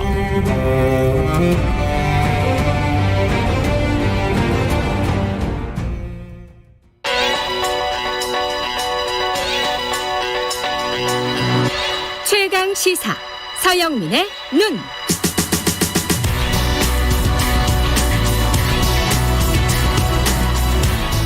서영민의 눈 시작합니다. 예, 오늘은 많은 사람들이 궁금해하시는 백신 수급과 관련돼서 이야기를 좀 하실 거죠. 하지만 우리나라 백신 수급 얘기를 정확하게 하는 건 아니고요. 의료 비즈니스 얘기입니다. 왜냐하면 화이자랑 계속 모더나가 비교가 되는데 우리가 큰 그림은 알고 있어야 돼요. 네네. 그래서 백신으로 가장 선호하는 게 mRNA인데 둘 다 그런데 근데 모더나만 수급이 좀 딸리는 느낌이 있단 말이죠. 화이자가 일정 늦게 온 적이 거의 없어요. 그럼 꽤 많이 들어왔고 모더나는 뭐 지금 3% 들어왔다 그러고 여전히 별로 많이 안 들어왔고. 근데 계약 시점도 크게 차이 나지 않고 계약 물량도 뭐 물론 화이자가 3,300만, 모더나가 2천만 명분이어서 좀 차이가 있긴 하지만 4천만 회죠. 이게 뭐 개발 과정과 생산 과정을 살펴보면 왜 이 두 회사가 이렇게 지금 우리에게 다르게 다가오는지 좀 알 수 있지 않을까. 네, 가져왔습니다. 화이자는 사실은 누구나 다 한 번쯤은 들어봤을 만한 그런 거대한 제약회사 아니겠습니까? 세계 제1의 제약회사입니다. 지금 매출액 기준으로요. 화이자, 근데 사실 우리가 화이자 백신이라고 말하지만 이거 바이오엔테크 백신이거든요. 그렇죠. 거기에다가 화이자가 돈을 댔고 임상 실험을 할 수 있는 역량을 댔고 그리고 생산 능력을 가장 중요한 생산 능력을 댔습니다. 바이오엔테크는 독일 회사고요. 맞습니다. 네. 살펴보면 화이자가 올해 매출이 이번 주에 2분기 매출까지 나왔거든요. 2분기에 서프라이즈가 나와서 주가가 또 올랐습니다. 그 서프라이즈가 다 백신 때문입니다. 화이자 주주들 좋겠네요. 네. 그래서 뭐 코로나19에 덕보는 사람들은 제약회사 주주들이군요. 이게 작년에 모건 스탠리가 올해 화이자가 한 22조 정도 벌 것이다. 22조? 백신만으로. 네. 근데 이게 지금 올해가 반 정도 지났잖아요. 이게 한 70-80% 늘었습니다. 지금 이제 거의 한 40조 가까이 벌 것이다, 올해. 야, 삼성전자 정도 되네요. 이게 지금 최대 한 10억 회분 작년 말에는 생산할 수 있을 거라고 생각했는데 올해 화이자가 풀로 계속 가동을 하다 보니까 지금 21억 회 계약했고 제공할 거다 나오고 근데 지금 여기가 끝이 아니고 앞으로 한 30억 회분까지 생산 가능할 거라고 그러거든요, 지금. 나중에는 넘쳐날지 않을지 모르겠는데 세계 인구가 지금 한 65억 명, 70억 명 됩니까? 그래서 뭐 이게 화이자 혼자서 30억 회분을 찍어낼 수 있다. CEO가 자신 있게 말하고 있거든요. 그러다 부스터샷 얘기도 나오고 있고 계약도 더 할 수 있는 거고 화이자는 뭐 계속해서 더 생산하고 더 좋은 미래가 있을 수 있습니다. 모더나는 어떻습니까? 모더나는 사실 자체 기술로 생산하는 자기 백신입니다. 모더나는 바이오엔테크와 비슷하다고 보시면 되는데 예. 바이오엔테크가 생산도 자기 이름으로 하고 있다는 거죠. 작년에 그 화이자 모건 스탠리가 한 190억 달러 얘기할 때 예. 모더나 그래도 3분의 2 정도 됐습니다. 130억 달러, 예. 한 15조 이상은 뭐 매출을 올릴 거다 백신으로. 예. 근데 지금 올해 보니까 3분의 2 정도 예상했는데 지금 3분의 1 정도밖에 안 될 것 같아요. 역시 캐파라는 게 생산 능력이라는 게 중요하군요. 지금 한 8억 회분 생산할 수 있을 거다. 많으면 10억 회라고 했는데 지금 생산 차질 빚어지는 거 보니까 10억 회 어려울 것 같고요. 예. 한 8억 회 수준이 될 것 같은데 예. 여기에서 우리나라에게도 영향을 미치는 일이 생기는 겁니다. 그런 것 같아요. 네네. 이게 결국은 뭔가 공급 밸류 체인이나 이런 것들이 네. 좀 모자란 거 아닌가 이런 생각이 드네요. 화이자는 미국하고 유럽에 공장이 5개가 있습니다. 자기 예. 공장이요. 거기에서 다 자체 보유 공장이고 원래 있던 공장이고 원래 백신을 생산해본 공장입니다. 주문만 들어오면 원료 그렇죠. 주문만 들어오면 쪼르르 생산할 수 있는 공장이 큰 공장이 5개 있고 예. 바이오엔테크 협력업체 여기서 독일에다가 또 이번에 큰 거 하나 지었습니다. 혼자서 10억 회분 생산합니다. 예. 그 혼자서 모더나 지금 전 세계 생산량보다 많이 생산할 수 있는 거죠. 모더나도 유럽에 뭐 스페인에 뭐 네. 협력업체가 있는 것 같은데. 모더나가 론자가 큰 협력업체인데 예. 지금 생산 라인으로 얘기해야 됩니다. 모더나는 5개가 있어요. 생산 라인이. 하나가 자체 보유한 그 매사추세츠에 있는 라인이 하나가 있고요. 예. 다른 4개 라인은 다 론자 겁니다. 이게 완전히 반도체하고 똑같군요. 네. 라인. 예. 론자 건데 하나는 미국에 있고 3개는 스위스에 있는 거죠. 예. 여기서 원액을 생산하는 거죠. 근데 그 라인이 증설이 안 돼요. 지금 상황에서. 이게 론자가 삼바하고 경쟁하는 회사죠. 예. 근데 이 회사가 이 백신을 만든 게 딱 이 모더나 백신이 처음입니다. 이 라인들이 다 새 라인이고 새로 증설한 라인이고 그래서 이번에 처음 생산하는 라인이기 때문에 예. 더 만들려면 라인을 더 만들어야 됩니다. 우리 지금 삼바도 네. 원액을 지금 만드는 라인이 있는 겁니까? 라인을 아닙니다. 만들고 있는 겁니까? 지금 말한 론자는 예. 원액을 만드는 회사인데 원액을 만드는 회사는 모더나는 하나밖에 없습니다. 왜냐하면 작년에 공장 없을 때 론자한테 10년 동안의 MOU를 체결하고 원액은 너네가 생산해. 야. 장기적인 기술 협약을 했거든요. 그랬군요. 이제 포장하는 공정은 뭐 스위스에서도 하고 뭐 스페인에서도 하고 프랑스, 미국 다 하는데 일종의 바틀링이라고 하는 거. 그걸 예. 삼바도 이번에 좀 따온 거고요. 삼바는 그러니까 바틀링을 하는 거군요. 맞습니다. 예. 그런 겁니다. 근데 이제 지금 당장은 모더나 생산을 더 못한다. 이게 지금 문제인 거죠. 그렇군요. 그렇게 되면은 네. 화이자가 앞으로도 계속 유리한 고지를 점할 수 있는 겁니까? 지금으로 봐서는 그래 보입니다. 생산량도. 근데 지금 주가가 재밌습니다. 주가가 지금 화이자도 좀 올랐다고 했잖아요. 예. 모더나는 로켓처럼 치솟고 있습니다. 지금 최근 2달 동안 2배 넘게 뛰어 올랐어요. 이게 왜 그런 거죠? 이게 지금 보면 모더나 시총이 화이자의 3분의 2입니다. 모더나는 이 백신 하나밖에 안 만드는 회사고. 그럼 충분한 것 같은데 3분의 2면. 네. 예. 근데 시가총액이 3분의 2나 된다. 화이자는 전 세계 최고의 제약회사인데. 그렇죠. 다른 약도 많거든요. 네. 모더나를 왜 이렇게 비싸게 볼까 보면 내년부터 늘 수 있다는 겁니다. 내년부터 늘 수 있다. 론자가 라인을 2배로 증설하고. 원액 라인을 2배로 증설하고. 원액 라인을 증설하고 미국에서 또 자체 공장도 원액 라인 한 50% 증설한다고 합니다. 그렇게 해서 한 30억 회분을 만든다고 하는데 근데 지금 문제가 된 건 지금 저희한테 계속 병목 현상이라고 하나요? 그렇죠, 그렇죠. 지금 이게 어디서 문제가 생겼는지는 몰라요. 원액인지 완제인지 포장인지. 근데 지난번에 사실 송영길 대표가 이야기를 해버려서 우리는 알았어요. 어제 말씀하셨더라고요. 네.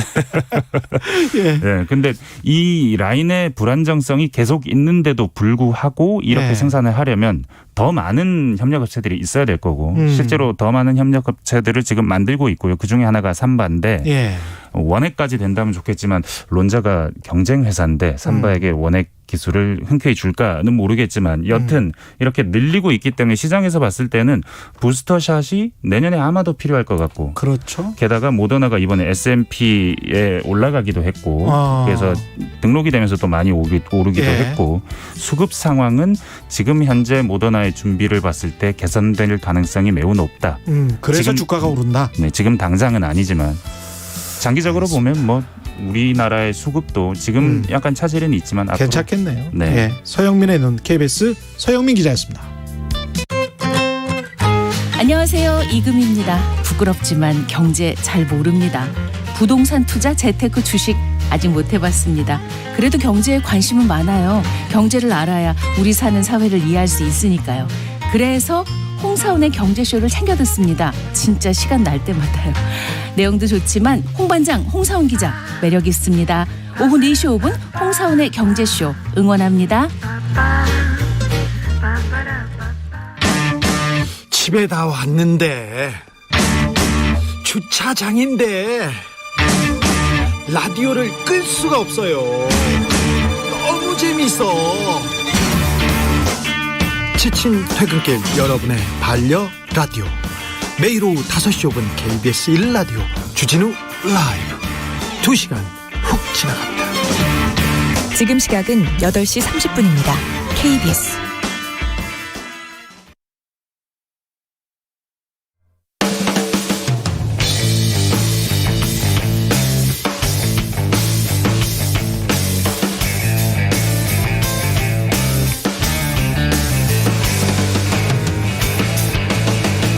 최경영의 최강 시사.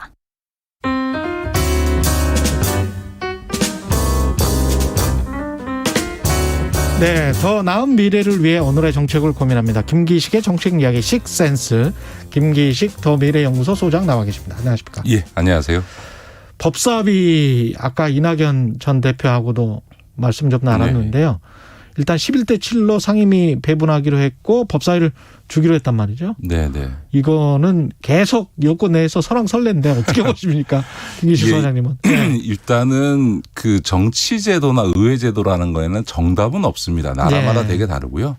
다당제가 일반적인 유럽의 내각제 국가에서는 당연히 다당제에서 연정을 해야 되니까 뭐 상임위원장이 아니라 장관까지 나눠가는 그렇죠. 그 의식소에 나눠가는 게 분명하고요.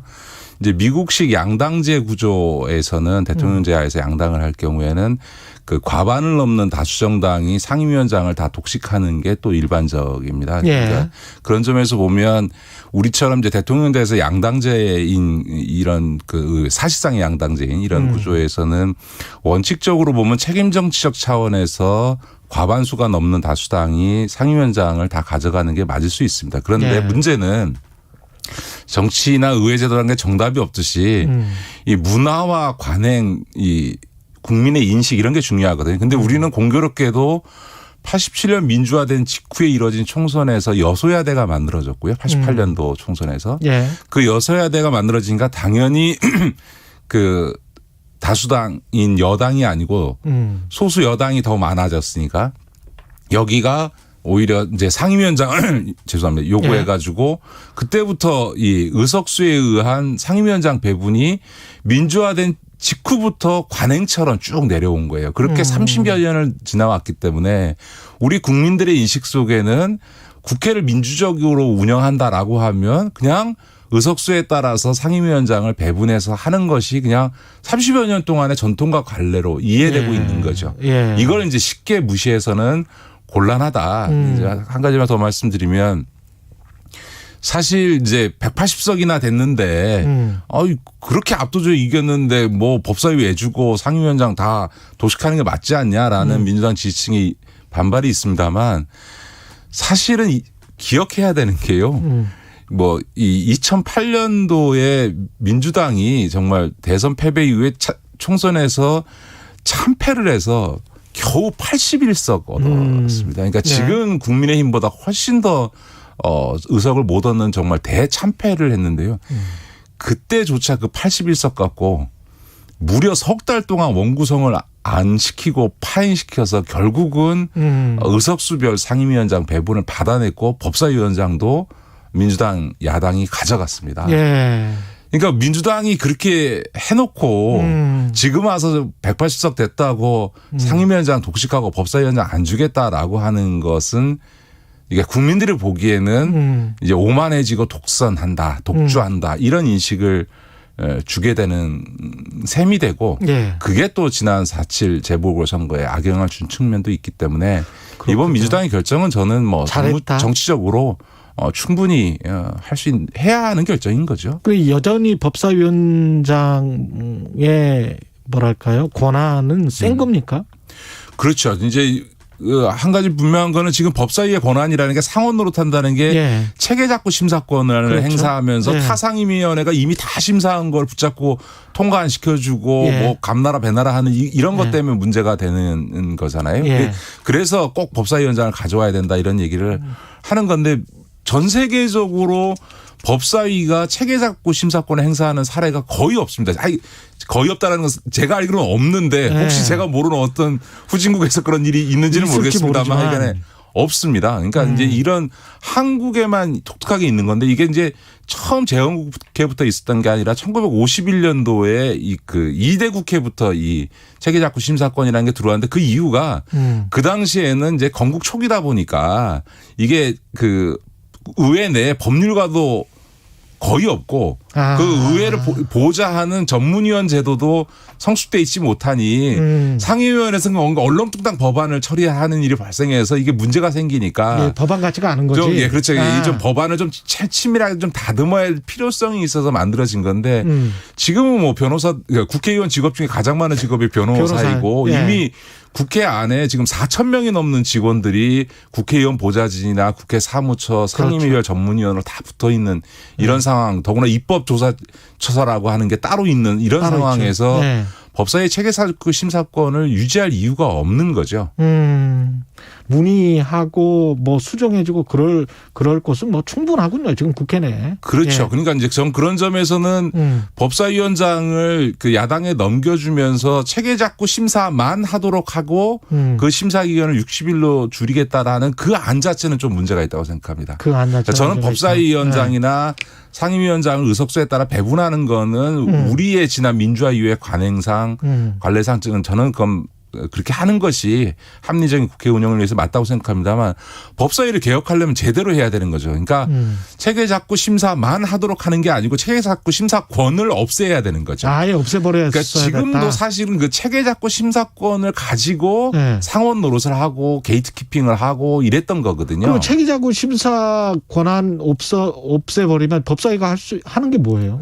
그러면 이제 법사위는 원래 거의 전 세계 다 법사위들이 있는데 그게 뭐냐면 미국 같은 경우는 법무부를 관할하는 거죠. 법무부를 소관하는 소관상임인 거죠. 지금도 그 법사위는 법무부, 국가인권위원회, 감사원, 법원, 헌법재판소 등을 관할하는 자기 소관 부처가 있는 소관 상임위입니다.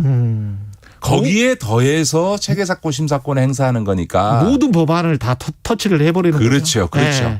그러니까 그런 점에서는 이렇게 자기 소관 부처가 따로 있는데도 불구하고 더군다나 헌법상의 가장 중요한 사법부를 관할하고 있는 의회 차원에서 유일한 견제 상임위인데도 불구하고 거기에 더해서 체계작구 심사를 할 이유는 없고요. 그런 점에서는 지금은 체계작구 심사권만 남기면 그 체계작구 심사라는 것을 핑계 삼아서 여전히 법사위가 월권 행위를 할 수 있기 때문에 아예 체계작구 심사권을 폐지시켜버려. 되면 그렇게 되면 뭐 120일에서 60일로 줄이는 게 아니라 없어지는 거죠. 법사위 체류 기간이라고 하는 게 심사 기간이라는 게 아예 없어지는 거고요. 그러니까 지금 법률안에 대한 체계작구 심사라는 게 두 가지입니다. 하나는 다른 법률과의 상충 관계를 보거나 혹은 이 헌법적으로 위헌적이지 않냐라고 하는 걸 보는 건데요. 지금 뭐 각 상임위별로 지금 전문위원을 포함해서 상임위 보좌 인력만 각 상임위마다 20명이 넘거든요.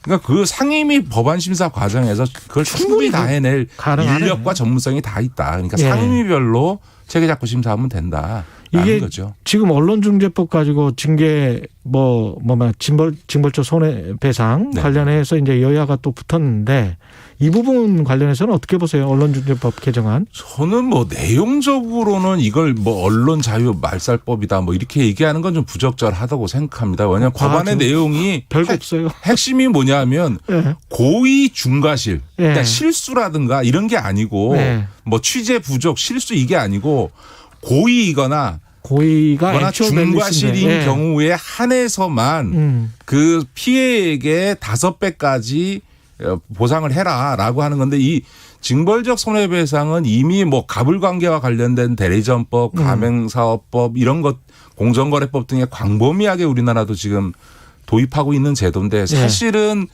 이 공정거래법상의 경쟁법 차원에서의 갑질은 피해액 그만큼의 손해가 나타나지만 사실 언론에 의한 피해는 사실은 계산이 안 되거든요. 예.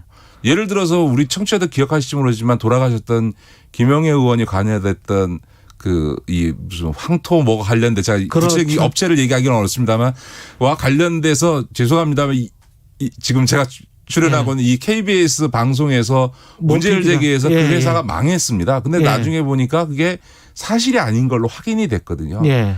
과장 보도였죠. 그렇죠. 그렇게 된 문제들 등을 그렇게 하면 사실은 더군다나 개인의 명예와 관련된 허위 보도가 있을 경우에는 이건 회복할 수 없는 평생 낙인은 났거든요. 나중에 그게 허위 보도였습니다라고 정정 사과를 해도 국민들은 사과한 건 기억하지 않고 그렇죠. 처음 나온 보도만 기억하기 이미지만 때문에 기억하죠. 이 언론이 갖고 있는 파괴력이라고 하는 게 워낙 강하기 때문에 네. 아니 가불관계에서도 도입하는 징벌적 손해배상을 못할 이유가 없는 거고요. 미국도 사실은 그런 징벌적 손해배상을 하고 있고 더군다나 그 징벌적 손해배상의 대상이라는 게 악의적으로 고의적으로 했거나 이 고의를 입증하기가 힘들어요. 네. 예. 근데 고의 입증 책임이 전환되는 거죠. 예, 이번에. 전환되는 거기 때문에 그러니까 내용적으로 보면 이제 고의와 중과실이 아니라는 것을 입증해야 되는 책임을 소위 이제 언론사가 지도록 하는 입증 책임 전환을 또 문제 삼는데 그 입증 책임 전환도 지금 광범위하게 지금 징벌적 손해배상을 제도를 도입하는 우리나라 입법에도 지금 다 도입돼 있다는 점 말씀드리고 무엇보다 그 기존의 이제 명예훼손죄라는 게 있거든요. 그래서 이제 명예훼손을 통해서 이제 그 언론의 허위 보도나 이런 거에 대해서도 이제 민사 형사적 대응을 할 수 있는데 이 명예훼손죄도 위법성 조각 사유라는 게 있습니다. 그렇죠. 진실임을 믿을 만한 충분한 근거가 있는 경우에는 그것이 허위라 하더라도 그렇습니다. 명예훼손이 성립되지 않습니다. 공익적 목적을 가지고 있으면 그렇기 때문에 지금 이 언론중재법이 통과되더라도 충분히 진실임을 믿을 만한 어떤 취재원의 제보나 이런 혹은 그런 취재가 있었다고 입증이 되면 지금 대법원의 판례라든가 우리 형사법 체계상 위법성 조각 사유에 의해서 민형사적으로 책임을 안 질 수 있기 때문에 이걸 뭐 이 내용 자체를 갖고 뭐 언론 말살법이다 이렇게 얘기하는 건 매우 과장된 거죠. 이게 언론 개혁과 관련해서 계속 아젠다가 나오는데 이 언론중재법과 관련해서 우리 언론인들이 스스로를 한번 돌이켜서 생각을 해봤으면 좋겠어요. 이것과 관련해서는. 네. 그래서 근데 이제 저는 내용적으로는 크게 문제가 될 법안이 아니라고 생각하는데 시점과 관련해서는 지금 이렇게 서두를 거냐에 대해서는 조금 정무적으로 이견이 있습니다. 왜냐하면 이게 정치권이 언론 개혁을 하겠다고 나서는 것 자체가 사실은 부적절한 측면이 있는데 물론 이 언론중재법은 정치권보다는 시민사회나 언론 관련 단체들이 줄기차게 요구해 온 거니까 그러나 이제 그 공론화가 충분히 이루어졌느냐 더군다나 대선을 앞두고 있는 이런 그 민감한 시기에 이거를 강행 처리할 경우에 이게 사실은 국민들한테는 별 관심 없는 사안이 대선의 쟁점이 되고 이렇게 그 파장을 일으키는 게 과연 적절하냐. 할 필요가 있을까. 네. 그런 점에서 보면 시점상으로는 조금 더 신중하고 좀 일정하게 좀 과정을 거칠 필요는 있지 않나 저는 그렇게 봅니다. 별로 큰 효과도 없을 것 같은데. 네, 맞습니다. 부동산 대책과 관련해서는 어떻게 생각하세요? 어제 홍남기 경제부총리가 부동산 담화를 발표를 했는데 큰 내용은 없었던 것 같긴 합니다만. 기존의 정책 기조를 유지한 거고 제일 크게 말하고 싶었던 거는 제가 지난번 방송에서도 말씀드렸지만 부동산 전망이 내년 이후에 그 하향 안정화될 거다. 근데 그 아마 홍남기 부총리의 말씀은 제2보다 더 직설적으로 그 안정적으로 추세적으로 하향 안정화 아니라 급락할 가능성까지를 내비친 거죠. 그런데 그런 점에서는 공통적인 견해입니다만 하여간 내년 이후에 부동산이 상승하기보다는 하락할 가능성이 높다라고 하는 점에 대해서 좀 워닝을 줘서 이른바 주식시장에서처럼 상투 잡아서 영끌해서 집 샀다가 부동산 가격이 폭락하는 상황에서 가계부채로 고통받지 않도록 해달라 이런 당부의 얘기를 좀 완곡하게 한 측면이 있는 것 같습니다. 그러니까 제가 지난 방송에도 말씀드렸지만 만약 하강이 급락하는 양태로 나타나면 사실은 상당히 유력한 수도권 신도시인 용인이나 고양시에서 반토막 이상 났던 10억이 넘는 아파트가 5억까지 떨어졌던 전례로 보면 그런 것들도 충분히 우리 청취자들이나 국민들도 고려해야 되는 거는 맞는 거죠. 그러니까 정부 보도자료에도 전문가들의 90%가 넘는 사람들이 지금 가격, 절대 가격은 너무 높다.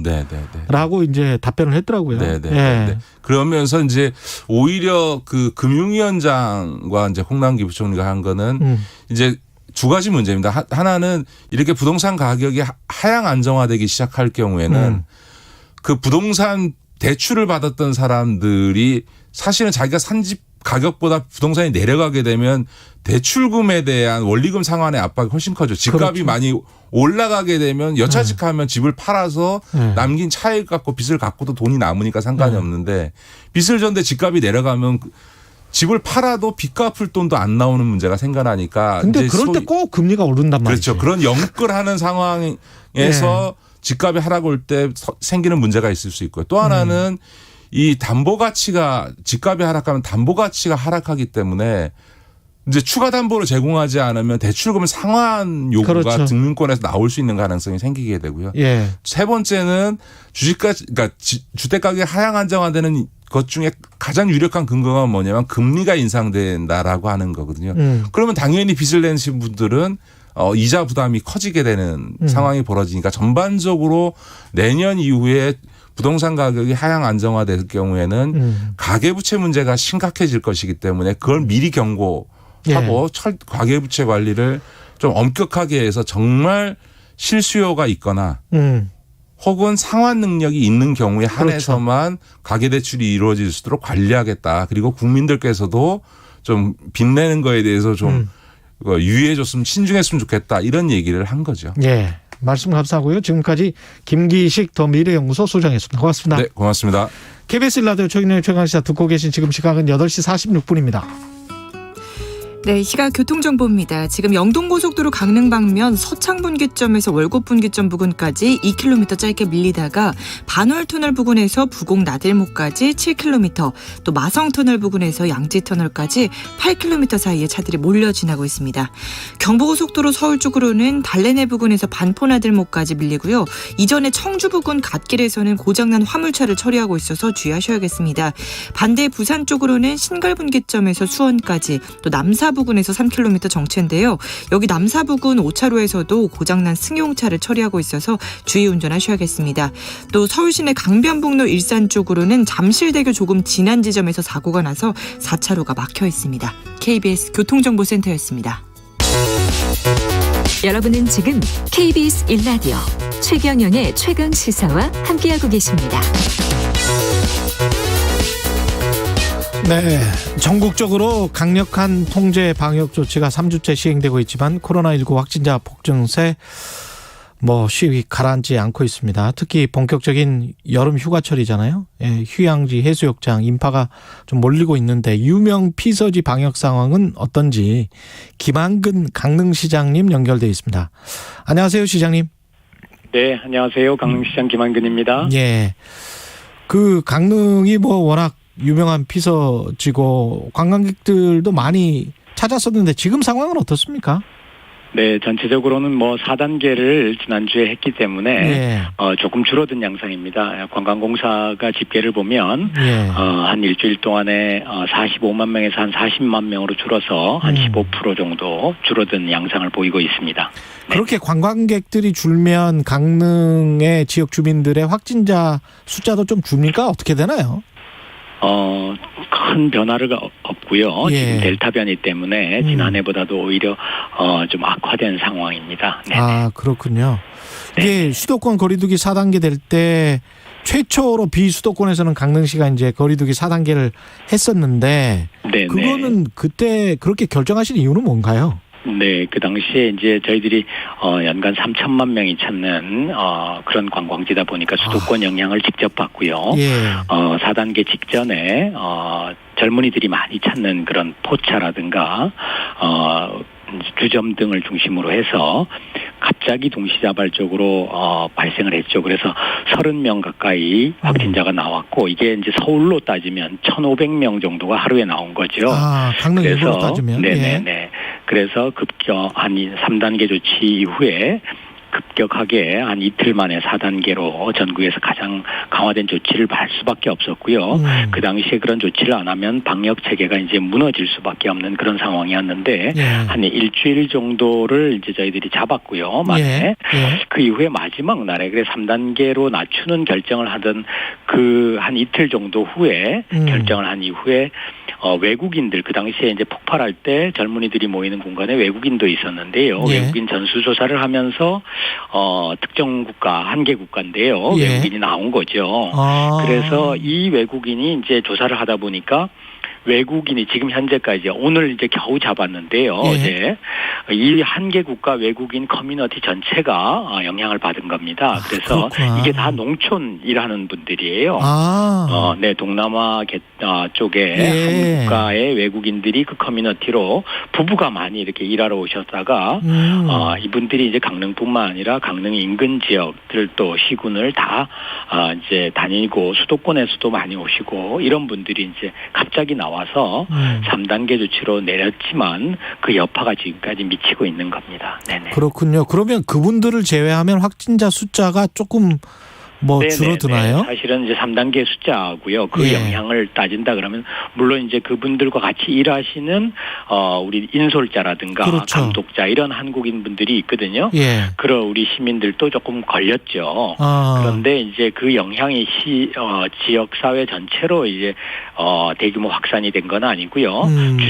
종전에 이제 지난주에 주점이라든가 포차, PC방 등의 확산세는 완전히 잡은 상태입니다. 네네. 그러면 거리두기 3단계로 지금 시행을 하고 이대로 계속 갈 수도 있겠습니다. 강릉시 같은 경우는. 네, 어제 이제 긴급 대책 회의를 하고 재난 대책 회의를 해서 이번 주까지는 좀 상황을 숫자는 비록 이제 4단계 숫자를 초과를 했지만 특정 커뮤니티고 이것 때문에 일반 시민사회 전체가 이렇게 영향을 크지 않는데 만약에 4단계를 할 경우에는 너무 가혹하다라는 그런 이제 의견들이 모아져서 여러 가지 이제 치료센터 문제는 좀 있지만 저희들이 조금 더 인내를 해보자 이런 결정을 내린 것입니다. 네네. 거리두기 3단계가 자영업 하시는 분들한테는 굉장히 큰 타격이 여전히 있을 텐데 이게 어느 정도의 조치인가요? 거리두기 3단계면?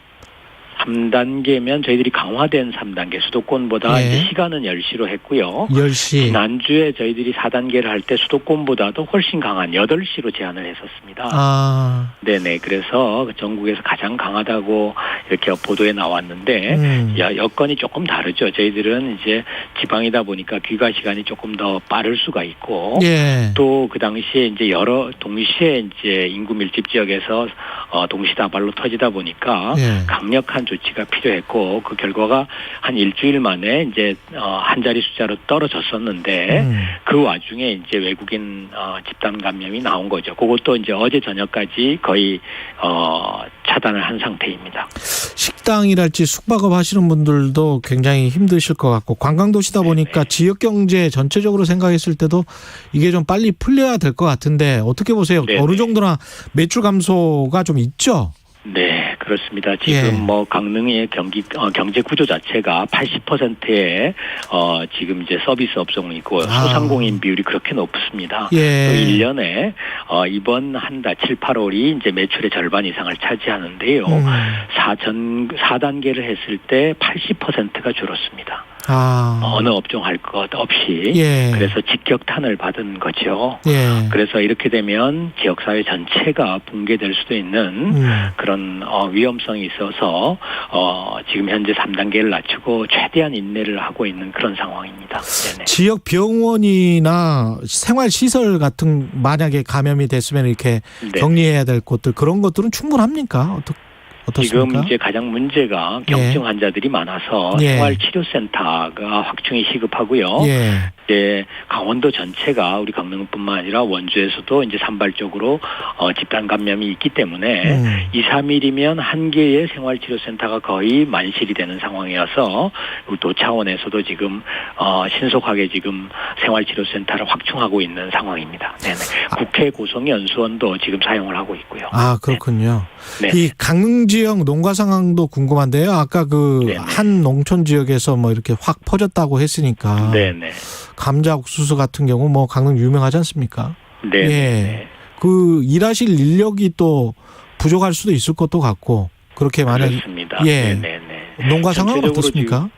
전체적으로 지금 인건비가 한 30% 올랐고요. 예. 일손을 구할 수가 없는 상황이고 그렇겠네요. 또 수도권은 수도권대로 상황은 좋습니다. 올해. 그런데 예. 수도권이 이제 강력한 거리두기를 하니까 식당 등의 이제 매출이 없고 그러다 예. 보니까 전체적으로 지금 굉장히 농가가 어려운 상황이고 예. 방문객들이 이제 새벽 시장 이런 데도 한 절반 가까이 줄어 있는 상황입니다. 네네. 지금 그 해수욕장 같은 경우 있잖아요. 경포 해수욕장이나 뭐 이런 곳을 찾으면 어떻게 되나요? 무슨 뭐 체온을 체크하고 어떻게 됩니까? 네, 지금 밤 10시 이후에는 이제 출입 금지를 지금 시키고 있고요. 출입 금지. 지난주에는 이제 8시 제한을 했었고요. 예. 뭐 아시겠지만 보도에도 많이 나왔습니다만은 저희 경포해수욕장이 드론도 띄우고 전국에서 이제 최초로 해서 해외 언론에도 많이 소개를 됐는데 지금 이제 해수욕장에서는 지금 위험 요소를 좀 많이 이렇게 강화를 해서 차단을 하고 있습니다. 다만 이제 젖은 마스크 이제 해수욕을 하다 보면 마스크가 젖고 이래서 여전히 이제 강력한 거리두기는 좀 필요한 상황이고요. 취식 같은 거는 가능합니까? 해수욕장에서 취식 같은 취식은 이제 불가능하죠. 해변가에서는 이제 일체 안 되는 거죠. 일체 안 되고. 네네. 그럼 가시는 분들은 그런 거를 충분히 염두에 두고 가셔야 되겠네요. 식당에서 이제 가능하고요. 네.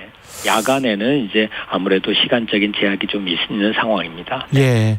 마지막으로 강릉 그래도 이제 관광도시가 한 해 3천만 명이고 특히 지금 시즌에는 많이 몰릴 것 같은데 오시는 분들한테 좀 당부 말씀 좀 해 주십시오.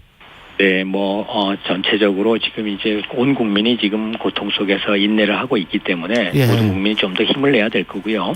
그럼에도 기왕에 계획을 하셨던 분들이 있다면 여러 가지 이제 여러 공간이 있습니다. 해수욕장 외에도 거리두기를 할 수 있는 공간이 있고요. 뭐 문화래라든가 뭐 숲길이라든가 해송숲이라든가 이런 이제 명승지가 있기 때문에 이런 공간을 좀 이렇게 활용을 해주시고 내년에 이제 또 코로나가 어느 정도 백신이 맞은 이후에는 더 많이 이렇게 관광지를 찾아주시면 감사하겠다는 그런 말씀을 꼭 올리겠습니다. 네, 오늘 말씀 감사하고요. 지금까지 김한근 강릉시장이었습니다. 고맙습니다. 네, 감사합니다. 청취자 김진경님, 강릉하면 정동진, 사천진, 경포 파도소리 그리워하며 출근합니다. 코로나여 얼른 끝나라 이렇게 말씀하셨습니다. 7월 29일 목요일 KBS 1라디오 최경영의 최강시사 오늘은 여기까지입니다. 감사합니다.